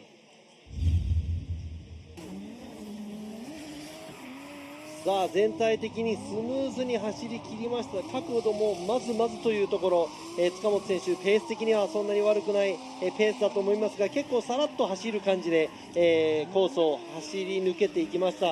It looks like she was very very smooth and I'm not going to say she had the deepest angles out of all the drivers, but I'd have to say she had good enough angle throughout the track. It looks like she does miss some zones. 今この上空から見てもですねちょっと分かる通りアウトゾーン1、アウトゾーン3もですね結構離れてしまったのがちょっと痛いかもしれません。That might hurt her score overall with the line, but she did miss a good size of outside zone 1 and 3. And you were right there. 67. She got a 75 initially, so unfortunately that dropped her score by 8 points. ということで塚本選手の2本目67ポイントやはりラインのスコアが響いてしまった。1本目は75ポイントだったのでそちらのスコアが、予選に反映されます。さあ続いてのドライバーもう後がない1本目ノーポイント、となってしまいました。ゼッケン10番甲斐健一選手 D-Like with 鉄人。 Kai sitting on an incomplete, a little pressure on him. We'll see how he's going to clean himself up. He messed up in that outer zone 1, so we're going to see how aggressive he's going to be here through the 3-2-1. It looks like he's not letting anything down, throwing some angle into this outer zone 1. A little bit of a correction right there, approaching that zone, but hanging on to it in this outer zone 2 here. Nice job filling outer zone 3, swinging it back around, a little shallow through that outer zone 4, but able to get into that zone. さあ、今の走行結構元気よく走っていきましたがスコアはもちろん入ります。いい角度でアウトゾーン1少し調整がありましたが、ライン乗せていきました。そしてねどんどん後半コースの後半になっていきますと、すごい深い角度で走っていったので、全体的になかなかのスコアが出るのではないかと思いますがあとはラインがどんな感じなのか見ていきたいと思います。Go ahead and check out the line here. I was talking about the angle. He did pretty good, and it looked like he did better and better towards the end of the track in angle. He has a very deep amount of angle going through outside zone 2, 3, and 4 right here with the switchback. Now it's all up to the line and nostalgia to see what they have to say. さあ2本目79ポイント甲斐選手ノーポイントから79ポイントは文句ないと思います。So 79 for Kai's second run. So going from an incomplete to a 79, pretty sure you know that's a pretty huge hop. ということでですね、もうほぼ半分、に来ましたが、もちろんコースの、ラインをちょっと引き直していただいています。 They're out there getting the course squared away. Here you can check out the drone, but while you check it out, I gotta say hats off to y'all out there viewing. I'm checking out the live chat. Can't really, interact with y'all too much because we have one live stream, English and Japanese. Robbie's got like triple duties going on. Yeah, sorry, I gotta do the explanation in English and Japanese, but here you go. Here's the track as you see it with the FPV. こちら FPV、ドローンの方の映像が今流れていますが、今ね、チャットの方でも、英語でも日本語でもいろいろ行き交っていますが、ケニーの方がね、チャットの方を見ていますが、やはり、解説も英語の方も日本語の方もお話ししなきゃいけないので、ちょっと話す時間が足りないので、あまりチャットの内容には触れられないのがちょっと残念なところなんですが、こちらこのアウトゾーン、右側に3つ、そしてその後、振り返してから左側に1つ、という単純かつ、テクニカルなコース。Very simple but a very technical track. Here with 3 outer zones on the right and 1 on the left at the end. Exactly, and going back to the chat, I gotta give a shout out to the FD crew, FDUS crew out there tuning into it, but hey, hats off to Joyce in there. She's the one that's responding to y'all out there in the chat and making it happen for the brackets and everything else. そうなんですね、こちらでね、ここでね、そのホームアドリフトジャパンのクルーもそうなんですが、US で今見守っていただいている FDUS のクルーで、このライブストリームをちょっと見守って、このライブチャットでもですね、内容とかですね、触れたり、返信をしたりとかしているジョイスの方にも、すごく感謝したいなと思います。ありがとうございます。そしてね、この先もそのホームアドリフト US ジャパンと、このサポートをずっと、していっていただけるよう、本当に感謝はしております。そしてね、このチャットにも参加している世界中のファンの皆様がね、もうどんどんいろんなことをしていますが、話していますが、全てに答えられることもできないので申し訳ないです。Sorry, we can't reply to you. Like you said, there's a lot of duties that we cannot go back to you in time because of, the whole duties that we have this time. But thank you for chiming in and thank you for dropping your 2 cents in the chat. Exactly like Robbie said, but man, you can see right there, they just showed the pits. We got a grand total of 59 cars out here between FDJ3 and FDJ2. I see the top 16 bubble. It's a 75. すごいことが判明しました。70点台に入ってたら安心と思いきや、なんと今現時点でベスト16位、15、16、17、18、19位、みんな75ポイントということで、蓋を開けたら70ポイントにいても全然安心できない、スコアとなってしまいました。I thought you were going to be safe being in the 70s, but looking at the score, from 15th all the way down to 19th, all the drivers have a 75. So, you're not even safe being in the mid-70s. Yeah, that's some crazy scores right now we're seeing, and it's going to come down to both their scores between their first qualify run and second qualify run on where they're going to get placed. And once again, here's the FPV drones. Looks like the crew out there, hats off to them. Sticking out through the heat, getting sunburned. It looks like they're done getting the lines painted back up for the second half of the second portion to qualify. さあまたコースの方ですね、FPV ドローンの方、現在映像が流れていますが、ライン引き、皆さんコースのライン引きしていただいて本当にありがとうございます。暑い中、そしてね、お越しのファンの皆様、観客の皆様ね、熱中症対策、必ず気をつけてください。水など十分飲んでいただいて、暑くなったら日陰の方にちょっと、避難してください。そしてちょっと気分が悪いかなと思ったら、必ず、FD ジャパンの、クルーの方に、ちょっとお声をかけをしてください。If you're not feeling well, make sure you hit up one of these FDJ crew guys.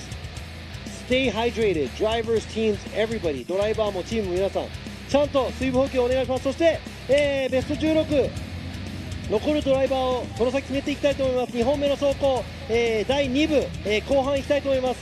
現在もう81ポイント入っている、サム・ルーカス選手、サミット選手、YouTuber でもおなじみ Samit with Gamer Subs and Be Forward. And way to start off right here. We got Samit, fan favorite in the chat. You see it all over the chat right now saying Samit, Samit, Samit. And here he is running his second run right here. Got an 81 on his first qualified run. Bringing it into this outer zone 1 right there. Swinging it into this outer zone 3. Look at the throttle all the way through outer zone 2 to outer zone 3. Nice job flicking it back around here into this outer zone 4. Good bit of tires, so, but overall, a lot of commitment. But possibly, we'll see if it's enough to bump that 81 point first qualify run.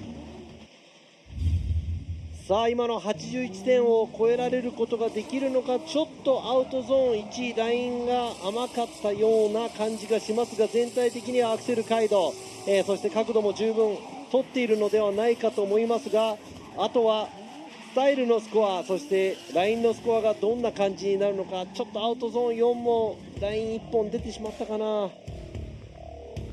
やはりちょっとラインも、その分スタイルもちょっとだけ低めになってしまいました。サム・ルーカス選手2本目75ポイント。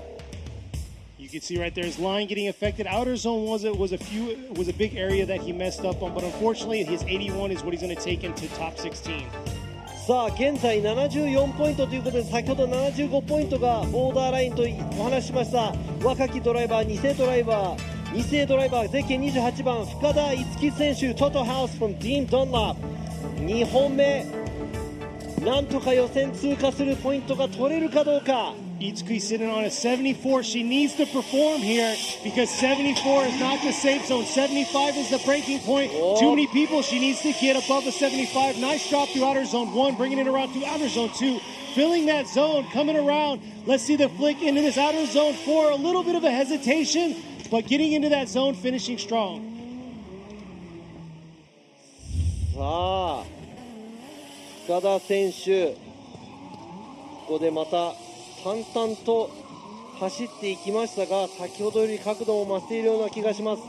あとはラインとスタイルのジャッジ、ちょっとアウトゾーン3から4に行くかけてちょっとだけやっぱりペースが乱れてしまった部分もありますが、全体的にどんな走りに何ポイントになるのか見ていきたいと思います。結構ライン的には、アウトに寄っていっているようにも見えます。アウトゾーン1、アウトゾーン2、そして3、ここですね。ちょっと振り返してからの部分がありますが、角度はバッチリ。後のスコアを入れて何ポイントになるのか。Looks like her angle is good. Now it's on the line and the style. Let's see what points she gets. An 81. There you go, 81 from a 74 to an 81. So she looks like she's good to be in the show for tomorrow. さあ深田選手の2本目81ポイント、81ポイントです。見事、80ポイント台に入ってきましたので、あとはね75ポイントがギリギリだったので、今この80ポイント内でもどうなのか、この先のドライバーたちに、よると思いますが、さあ続いてのドライバーゼッケン117稲岡祐希選手の2本目 Junction with Deer Motorsports。 Inaoka sitting on a 67 right now. 稲岡選手も1本目67ポイントなので、There he is. He has to throw down and put everything out there, right there. Getting that limiter after outer zone 1. Little of an adjustment right there. Bringing it around through outer zone 3 here. Hard flick back around through outer zone 4. ちょっとリミッターには当たっていたのですが、その後の伸びがあまりない感じ。角度は、まあまああったんですが、ラインの方アウトまで行けたのかどうか、そこはラインのジャッジが、スコアを入れてくれます。そして全体的なスムーズさがどこまで見られるのか、スタイルのジャッジも入れていきますが、最後の、コースの後半の方がなんとか綺麗になっていったような気がします。このアウトゾーン1から2にかけて少し角度がなくなって、もう一度2、3、4と、なんとか持っていこうという感じがしました。Looks like he was losing some juice after he was leaving outside zone 1. Now it's really up to what the line and the style judges have to say. Exactly. Pegging the limiter early on into that outer zone 1. Taking a lot away, but didn't want to find himself in the wrong gear. So we're going to see what the score is going to be. 67 first, and there you go, 76 for Inaoka. さあ75ポイントがギリギリだった。その上、76ポイントときましたが、果たして76で十分なのかどうか分かりません。そこは他のドライバーがみんな走り切ってから、見ていきたいと思いますが、続いてのドライバーゼッケン219、杉田秀彦選手 Worker、 こちらも75ポイント組の一人です。 Sugita sitting at a 75, not safe at all. That is not where you want to be. Let's see the increase right here. Real aggressive from the start here. Hard flick at the 2 cone, coming around into this outer zone 1. Nice job filling that zone, getting right back on it, swinging back around shallow through outer zone 2, unfortunately. Bringing it back around here into this outer zone 4, getting the bumper into that zone. but is it going to be enough to bump the 75 point first initial score? さあ今ので、75ポイントが上がるのかどうか、アングル的には先ほどとあまり変わらないかなというアングル、あとはラインとスタイルのジャッジがどう入れてくるか。全体的には勢いもありましたが、果たしてラインがアウトまでいっているかどうか。Angle wise, similar to earlier, but let's see what the style and the line judge has to say. Looked like he had a lot of juice coming out of the hole, but here you go. There you go, a little bit of a points bump right there. 78 for him. Let's see if it's going to be enough to get in the show. ちょっとだけポイント上げてきました杉田選手、78ポイント、78ポイント。さあこれで予選通過になるかどうか。さあ続いてのドライバーは1本目86ポイントを叩き出した、去年このコースでは92ポイント取っている山下和孝選手。カズパワー with Wacos with K Factory。 さあ90点台のポイント叩き出してくるかどうか。 Yamashita with an 86. He was a first qualifier last year with a 92. Oh, looks like a huge correction, shutting it down after that outer zone 1. So it looks like 86 is what he's going to take into the top 16 さあ standing. 山下選手2本目何かが起こってもアウトゾーン1位通過した後にちょっとギブアップになってしまいました。果たしてマシントラブルなのか、それかドライバーがリタイアしようと思ったのか分かりませんが、もちろん86ポイントといえば明日の予選は多分大丈夫だと思いますので、もしトラブルだとしたら明日までになんとかしてほしいところですが、2本目ノーポイント。 That's an incomplete. If that was like some kind of mechanical issue, hopefully he got that out of the way because he has an 86. That should be good enough to put him in tomorrow's big game. Exactly. さあまた75ポイント組が続きます。ゼッケン32番大関和也選手、 Twins Inc. with Murata Motors with Tops Racing. Very aggressive kid on this car. Sitting at a 75 right now. Bringing it around right here. Early on, getting into the zone right there. A lot of e-brake from the start. Swinging into this outer zone 2 to the outer zone 3 here. Switching back around. Ooh, and a little bit of a stall early on through that outer zone 4. Not the clean fluidity that you just want to see. そうですね、ちょっとまとめすぎたのかなというところ。あまり迫力はそんなにない感じ、淡々と走っていくような感じの、走行を見せた大関選手。アングル的には先ほどの走行とそんなに変わらないかなというところ。あとはラインのジャッジがどう判断していくか、そしてスタイルのジャッジがこれをいいと見るのか、ちょっと物足りないと見るのか。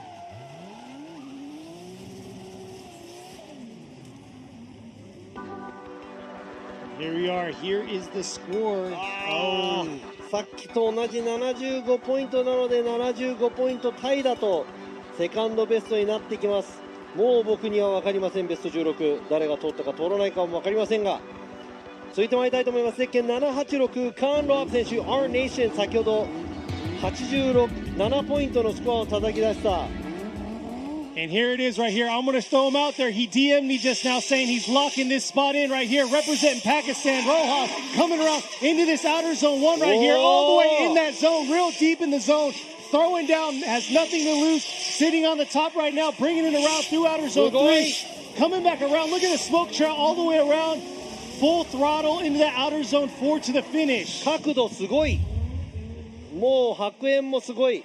先ほどね、多分アナウンスで、これを見ていてくれパキスタン代表だと、カーン・ロハブ選手がケニーに DM したところ、もうその燃える走りが走りに反映されていました。もう絶対1位のトロフィー欲しいということで、かなりいい走りができたんではないかと思います。またね、この迫力ある走りかつスムーズに、もうなんかこのコースをマスターしたんじゃないかと。もう角度的にはもう、僕今日1入れちゃいましたが、果たして他のスコアが82点だ。ちょっとスタイルの得点が伸び悩んだ結果、残念ながら82。しかし今87ポイントということで、今多分トップなのかな。まだトップです。1ポイント差でトップを守り抜いています。さあ稲岡選手が続きます。ゼッケン320稲岡拓也選手、Vehicle Racing 186。先ほどの走りは86ポイント。Yeah, we'll see how Inaoka right here threw down hard, got an 86. One right behind Rohov. Here he is coming around into this outer zone 1. Oh, it looks like dipping a tire right there through outer zone 1. Fast around the track through outer zone 3. Hard flick right here, getting right back in it into the outer zone 4. ちょっとスピード感はあるんですが、その分やはり急いで通過しようと角度がちょっとだけ甘くなり、アウトゾーンもね1タイヤがちょっと出てしまいましたが、さあ果たして先ほどの86ポイントを上回ることができるのかどうか。こちらですね、ちょっとアウト出過ぎて少し、アウトゾーン1でふらつきましたが、アウトゾーン2も最初から最後まで、埋められなかったような、気もしますが、全体的にはまとめていったでしょう。78ポイント、ちょっとやはりラインの方も、ポイント引かれてしまいましたので、先ほどねでも86ポイント叩き出しているので稲岡選手は、十分なところにいるのではないでしょうか。さあこちら映像に残っています。So Inaoka gets a 78 for his first run. He got an 86. さあ続いてのドライバーです。Dr. Rubber ラバー博士、今ねピンクの旗が見えましたが、応援団がいっぱいいます。1本目ノーポイントです。He's sitting on an incomplete. He's also a famous YouTuber in Japan. A lot of fans out here, and all the pink flags being swung. He's sitting on an incomplete. Yeah, we're going to see how he does here. Had a huge mistake on outer zone 4 on his first qualify run. Coming in a little shallow through that outer zone 1 right there. Bringing it back around into this outer zone 3. This is where he made his mistake last time, able to hang on through into that outer zone 4. Is it going to be the best score out here? Possibly not, due to that outer zone 1 right there, but he got a score in the books.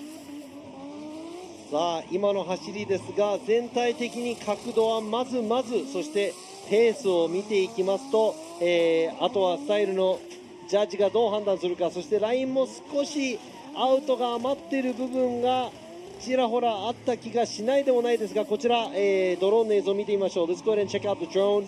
Angle wise, he was average. It looks like he doesn't feel outside zone 1 from the beginning. There's a little bit of space in between him and outside zone 2 and the beginning of 3. ちょっとアウトゾーン1の最初の方、アウトゾーン2の最初の方、そしてアウトゾーン3の最初の方も少し空いちゃったかなというところですが、さあ73ポイント、ラバー博士73ポイントでちょっと予選は厳しいかもしれない。73 for Dr. Rubber right there. I don't think it's going to be enough. Yeah, that might not be good enough because I think earlier was a 75. いやー、大健闘の末73ポイントです。さあ続いてのドライバー、先ほど79ポイント、獲得しているゼッケン67番大友雄一選手、小松 Racing with a 79 on his first run. Let's see what his second run is going to be like. Ultimo's got to clean his run up just a little bit. Like Robbie said, he got a 79 on his first qualify run. Already coming out real aggressive, a little late into that outer zone 1, dipping a tire or 2 right there. After that outer zone 1, bringing it back around through the outer zone 3 here, flicking it back to outer zone 4, but I don't know if this is going to be enough to bump the 79-point first initial qualify run that he had, all due to outer zone 1 missing that and then dipping the tire shortly after that. 角度的には、先ほどと同じなんですが、アウトゾーンセーフでしたね。アウトゾーン1タイヤが出てしまいましたが、2脱というところで3本目はほぼオンザライン、今のは判定で、オンザラインになりましたが、そこはちょっと深いところまでコースアウトしてしまったというところでラインのスコア減点入ると思います。さあ角度は先ほどとあまり変わらない感じ。しかしアウトゾーン1すごく奥め、そしてタイヤ2脱 2.5 脱ぐらいかなというところ looks like he was 2.5 tires off after outside zone 1 missing outside zone 1 sizably. That might hurt his line score a lot, and there you go. Ultimo dropping down to 69, so 79 is what he's going to bank on for the top 16 spot. ということで大友選手の2本目69ポイント、1本目の79ポイントが予選反映されるスコアです。さあ続いてのドライバーも75ポイント組、ゼッケン220石塚真一選手、アートガラージ S クリーブスノコウィステリア、R33 スカイラインですが1本目ちょっと安牌な感じで走ってしまった結果75ポイント、2本目は攻めてほしい。 Ishizuka coming around early on into this outer zone 1, getting that tire in that zone and getting right back into the throttle to outer zone 2 to this outer zone 3, flicking back around real deep into that outer zone 4 with a strong finish. Possibly should be good enough to bump the 75-point initial qualify run that he had.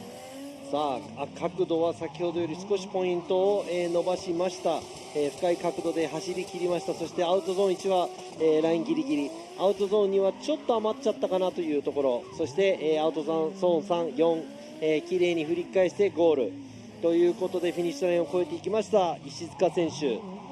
さあ1本目は75ポイント、そして2本目こちらアウトゾーンギリギリですね。 Looks like he got a 75.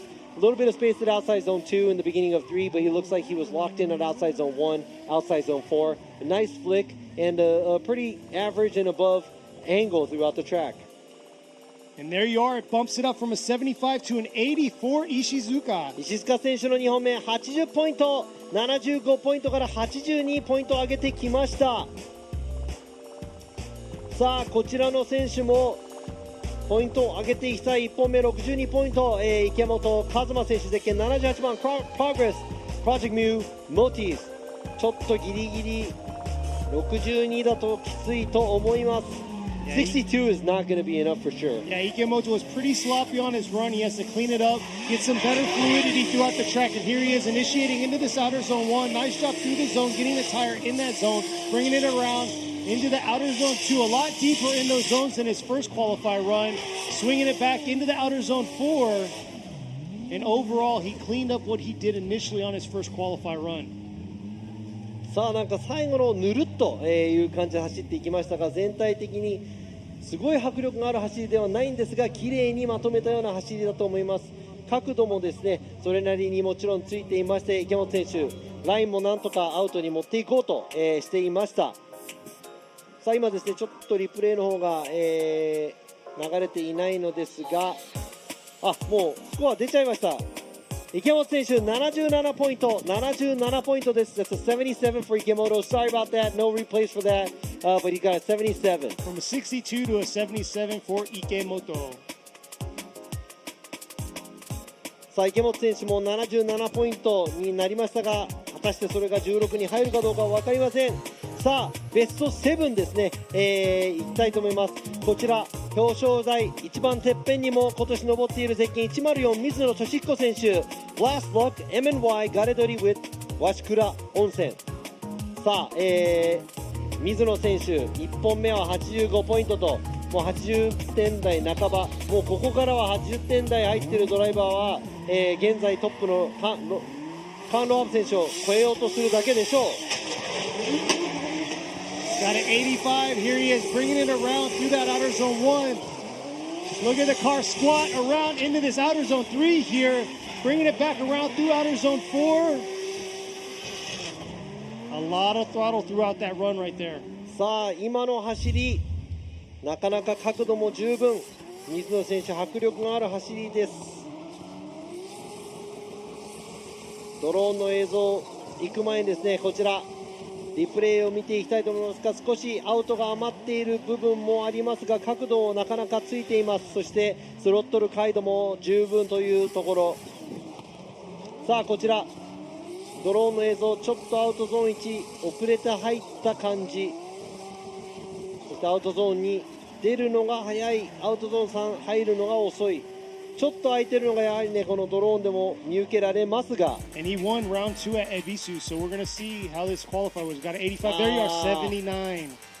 やはりちょっとラインのスコアが伸び悩んだ、スタイルの方もちょっと、伸び悩んだ部分がありますが、79ポイント、1本目が85ポイントなので、恵比寿ラウンドでは優勝を見ている水野選手は予選通過だと思います。通過でしょう。さあ続いてのドライバーゼッケン115、先ほど84ポイントを取っている浜田清文選手 GH レーシング。さあもうあとはもう80ポイント90ポイントに到達するかどうか、頑張るのみです。 Hamada sitting on an 84 earlier on in practice. He said he had it down.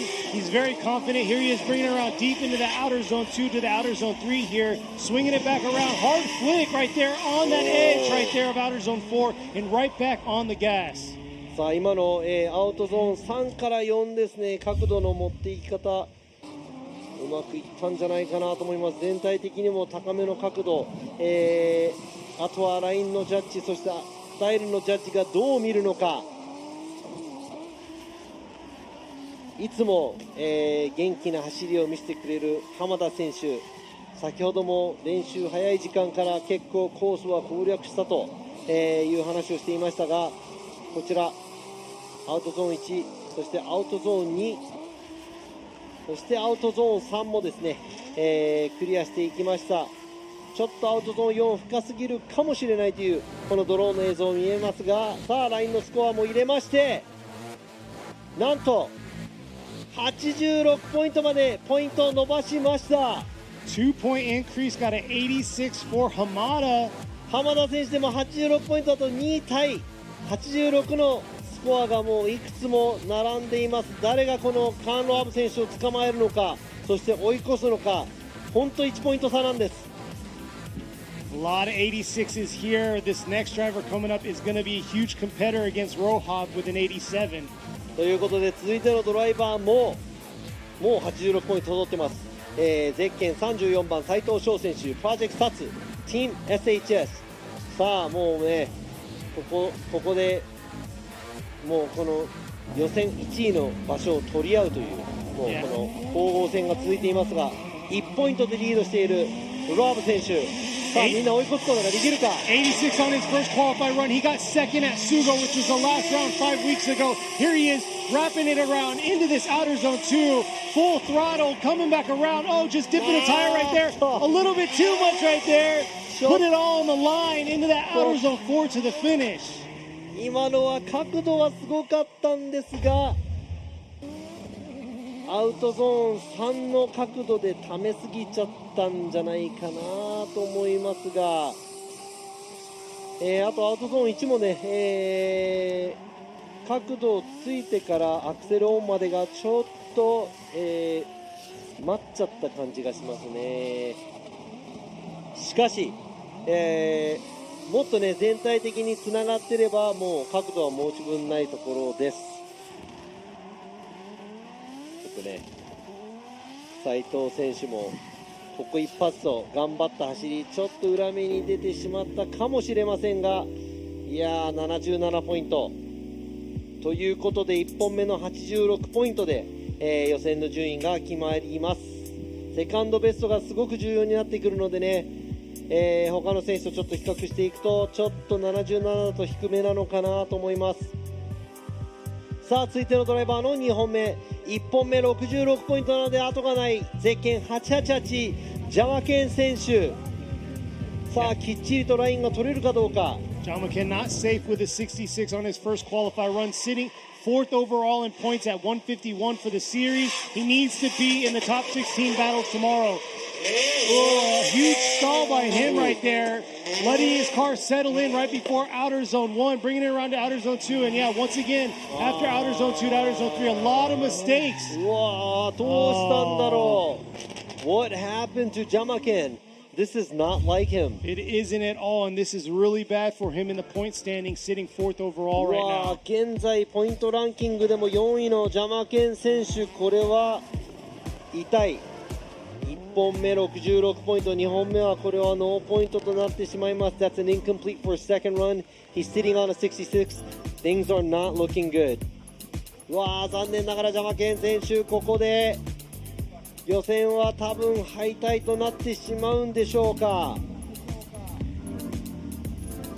いやー、このポイントランキング上位の選手が抜けていくとどんどん後を追う選手が喜ぶと思いますが、その上を行く選手たちは喜んでいるでしょう。しかし、安全とは言えません。現在ポイントランキング3位の龍馬選手ももう76ポイント、もう果たして今76ポイントが、予選通れるのかどうかもすら分かりません。I'm not even sure if the 76 is good enough to qualify. Oh yeah, earlier on they showed on the board 78 is the cutoff right now. So right now Ryuma is not looking good. He has to do a solid run, and he has to literally risk it all to make sure that he's in the 80s. And here he is coming around, bringing it real hot, nice flick into this outer zone 1, getting right back on it, riding that back edge of outer zone 1, swinging it into this outer zone 2 here.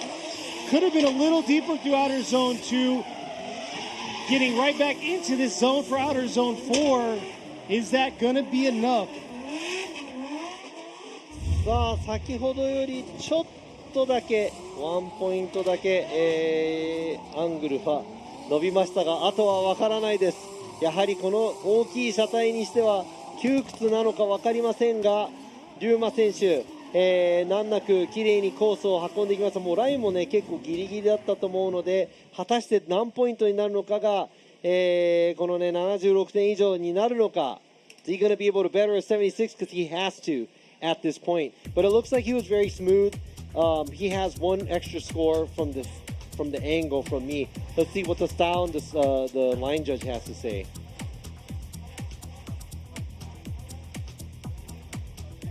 All right, it looks like the results are coming up right there. 83. 龍馬選手83ポイント、83ポイントでなんとかスコアを上げてきました。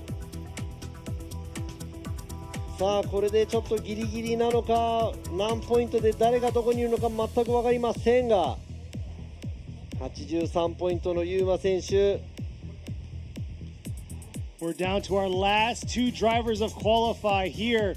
This is it. This is round 4 of the 2023 Yokohama Presents Formula Drift Japan FDJ2 here at Okuibuki Motorpark. These last two drivers, I know right now Rohab's probably a little nervous. He's got two really solid drivers sitting first and second in points. One at 193, killing it. He got first in qualify last round, and he's first overall in points. Mikey, and then you also got Yoza, who is at the line right now, sitting at a 173 overall in points. さあ、ここでですね、マイキー中村選手が193ポイント、ハリー・ヨザ選手が173ポイントと1位、2位がまだ残っています。そして、スコア的には予選大丈夫であろう、ところにいます。さあ、ゼッケン43番、ヨザ・ハリー選手、ヘリーズ・アウト with Big Kip Blocks Japan。何ポイントまでポイントを伸ばせるのか。現在79ポイント、しかもそれもギリギリかもしれない。分かりません。Sitting on a 79 and coming in hot right now into this outer zone 1. Nice flick into this outer zone 1. Beautiful aggressive drop through that outer zone 1. Carrying it through into the outer zone 2. Nice flick right there, bringing it in into this outer zone 4 here. さあ、アウト1の飛び込み、なかなかいい角度。ちょっとでもですね、アウトゾーン2にかけて少しサイドで調整をしなきゃいけない部分ありましたが、全体的に結構迫力がある、走りだったと思います。ちょっとね、アウトゾーン3でももうちょっと、角度に頼ってほしかった部分はありますが、ちょっと急ぐような感じで入っていきました。Out zone 3 or out zone 1, I would have to say from the beginning of the end of that zone, he had one of the best angles, but he did have to e-brake going to the outside zone 2, and outside zone 3, he could have kind of felt it out a little bit more with the angle, but it looked like he rushed to do a transition. 85 right there. 85ポイント。さあ、なかなか87の壁、ロハブカーンの壁を誰も倒せないでいる。It looks like the wall that Rohab built, that's an 87-point run, is a huge wall nobody can break or climb over. Well, right now we have the number 1 point standards right now. He's got an 84 for his first qualify run, so it's higher than Rohab's second run, but he has to tackle the 87-point solid run Rohab threw down on his first qualify run. さあ、FDJ2 でも、1位、2位を争うこのワイルドなドライバーと言っていいほどワイルドなドライバー、現在ランキング1位のゼッケン13番中村マイキー選手、マイキーレーシング with 南米2本目1本目84点なので、ここで87ポイントまたはその上を通れば、1位通過ができます。さあロハブ選手も見守っている中、 Here it is, last round at round 3 at Sugo. He got first in qualified, first on the podium. Here he is bringing it. Oh, he missed outer zone 1 halfway through, bringing it around into this outer zone 2 here. Full throttle into this outer zone 4 right now, flicking it back around. Strong finish right there, but I don't know if it's going to be enough because that outer zone 1 wasn't the cleanest that we've seen today. さあ、もう早々と言います。多分87を超えられないと思います。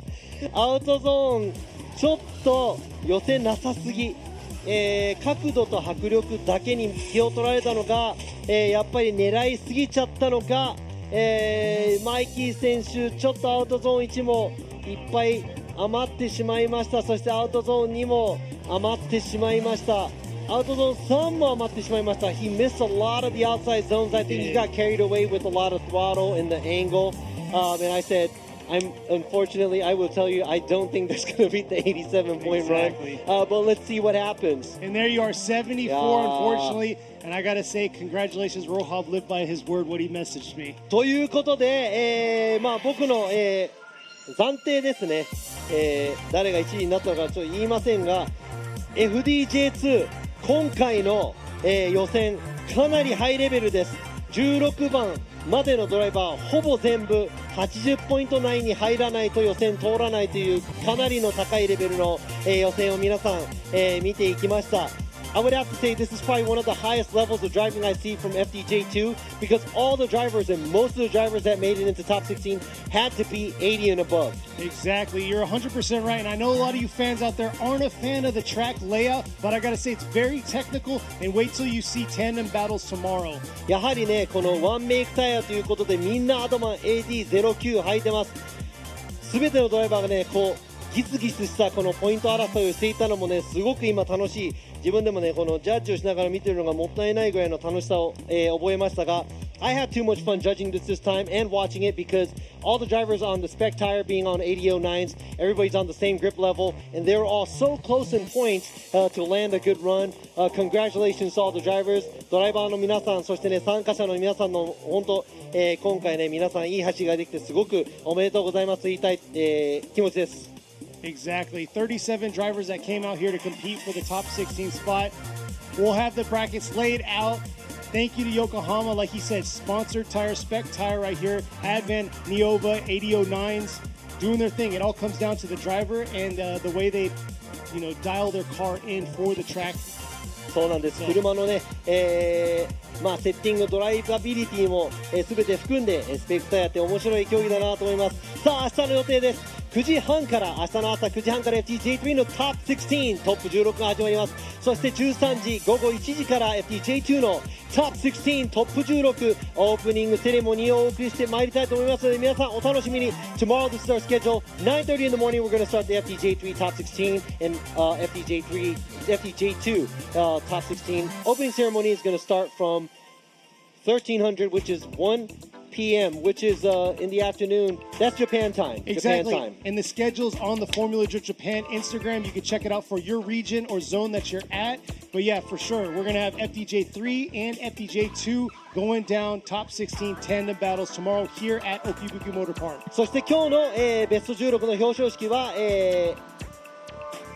表彰台トラックの方でやりますので、16時4時からしていきたいと思います。 We're going to go ahead and do the award ceremony for today for the top 16 out by the truck 4 o'clock today, so stick around. Thank you very much to our guest judge here, FDJ driver 深田忠宏選手、今回はゲストジャッジとして来ていただきました。ありがとうございました。そしてケニーも、今日一日ありがとうございました。明日もあるんでね、ぜひ、皆さん見ていきたいと思います。奥にいる高橋さんも、レースコントロールお疲れ様でした。そして後ろにいるひとみ姉さんも、お手伝いありがとうございました。 Thank you to ひとみ and also the race control Takahashi for helping us out here, and thank you for all you guys who came out here and watching the live stream. ライブストリームをご覧の皆様、そしてお越しの皆様、本当にありがとうございます。皆さん明日またお会いしましょう。 Peace out. We'll see you tomorrow, and thank you, Robbie. Last but not least.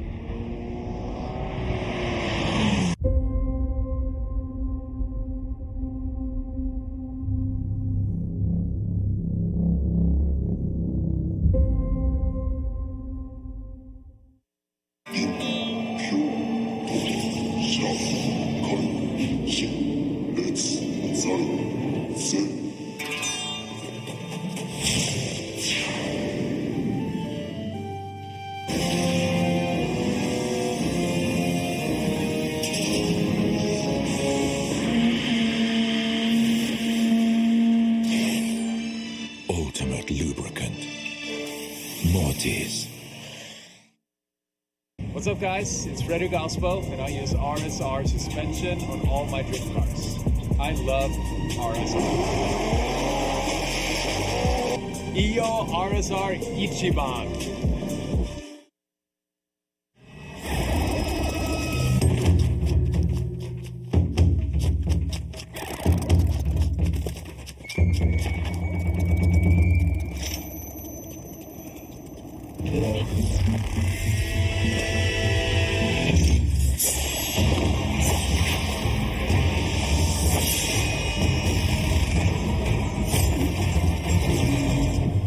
Made in Japan.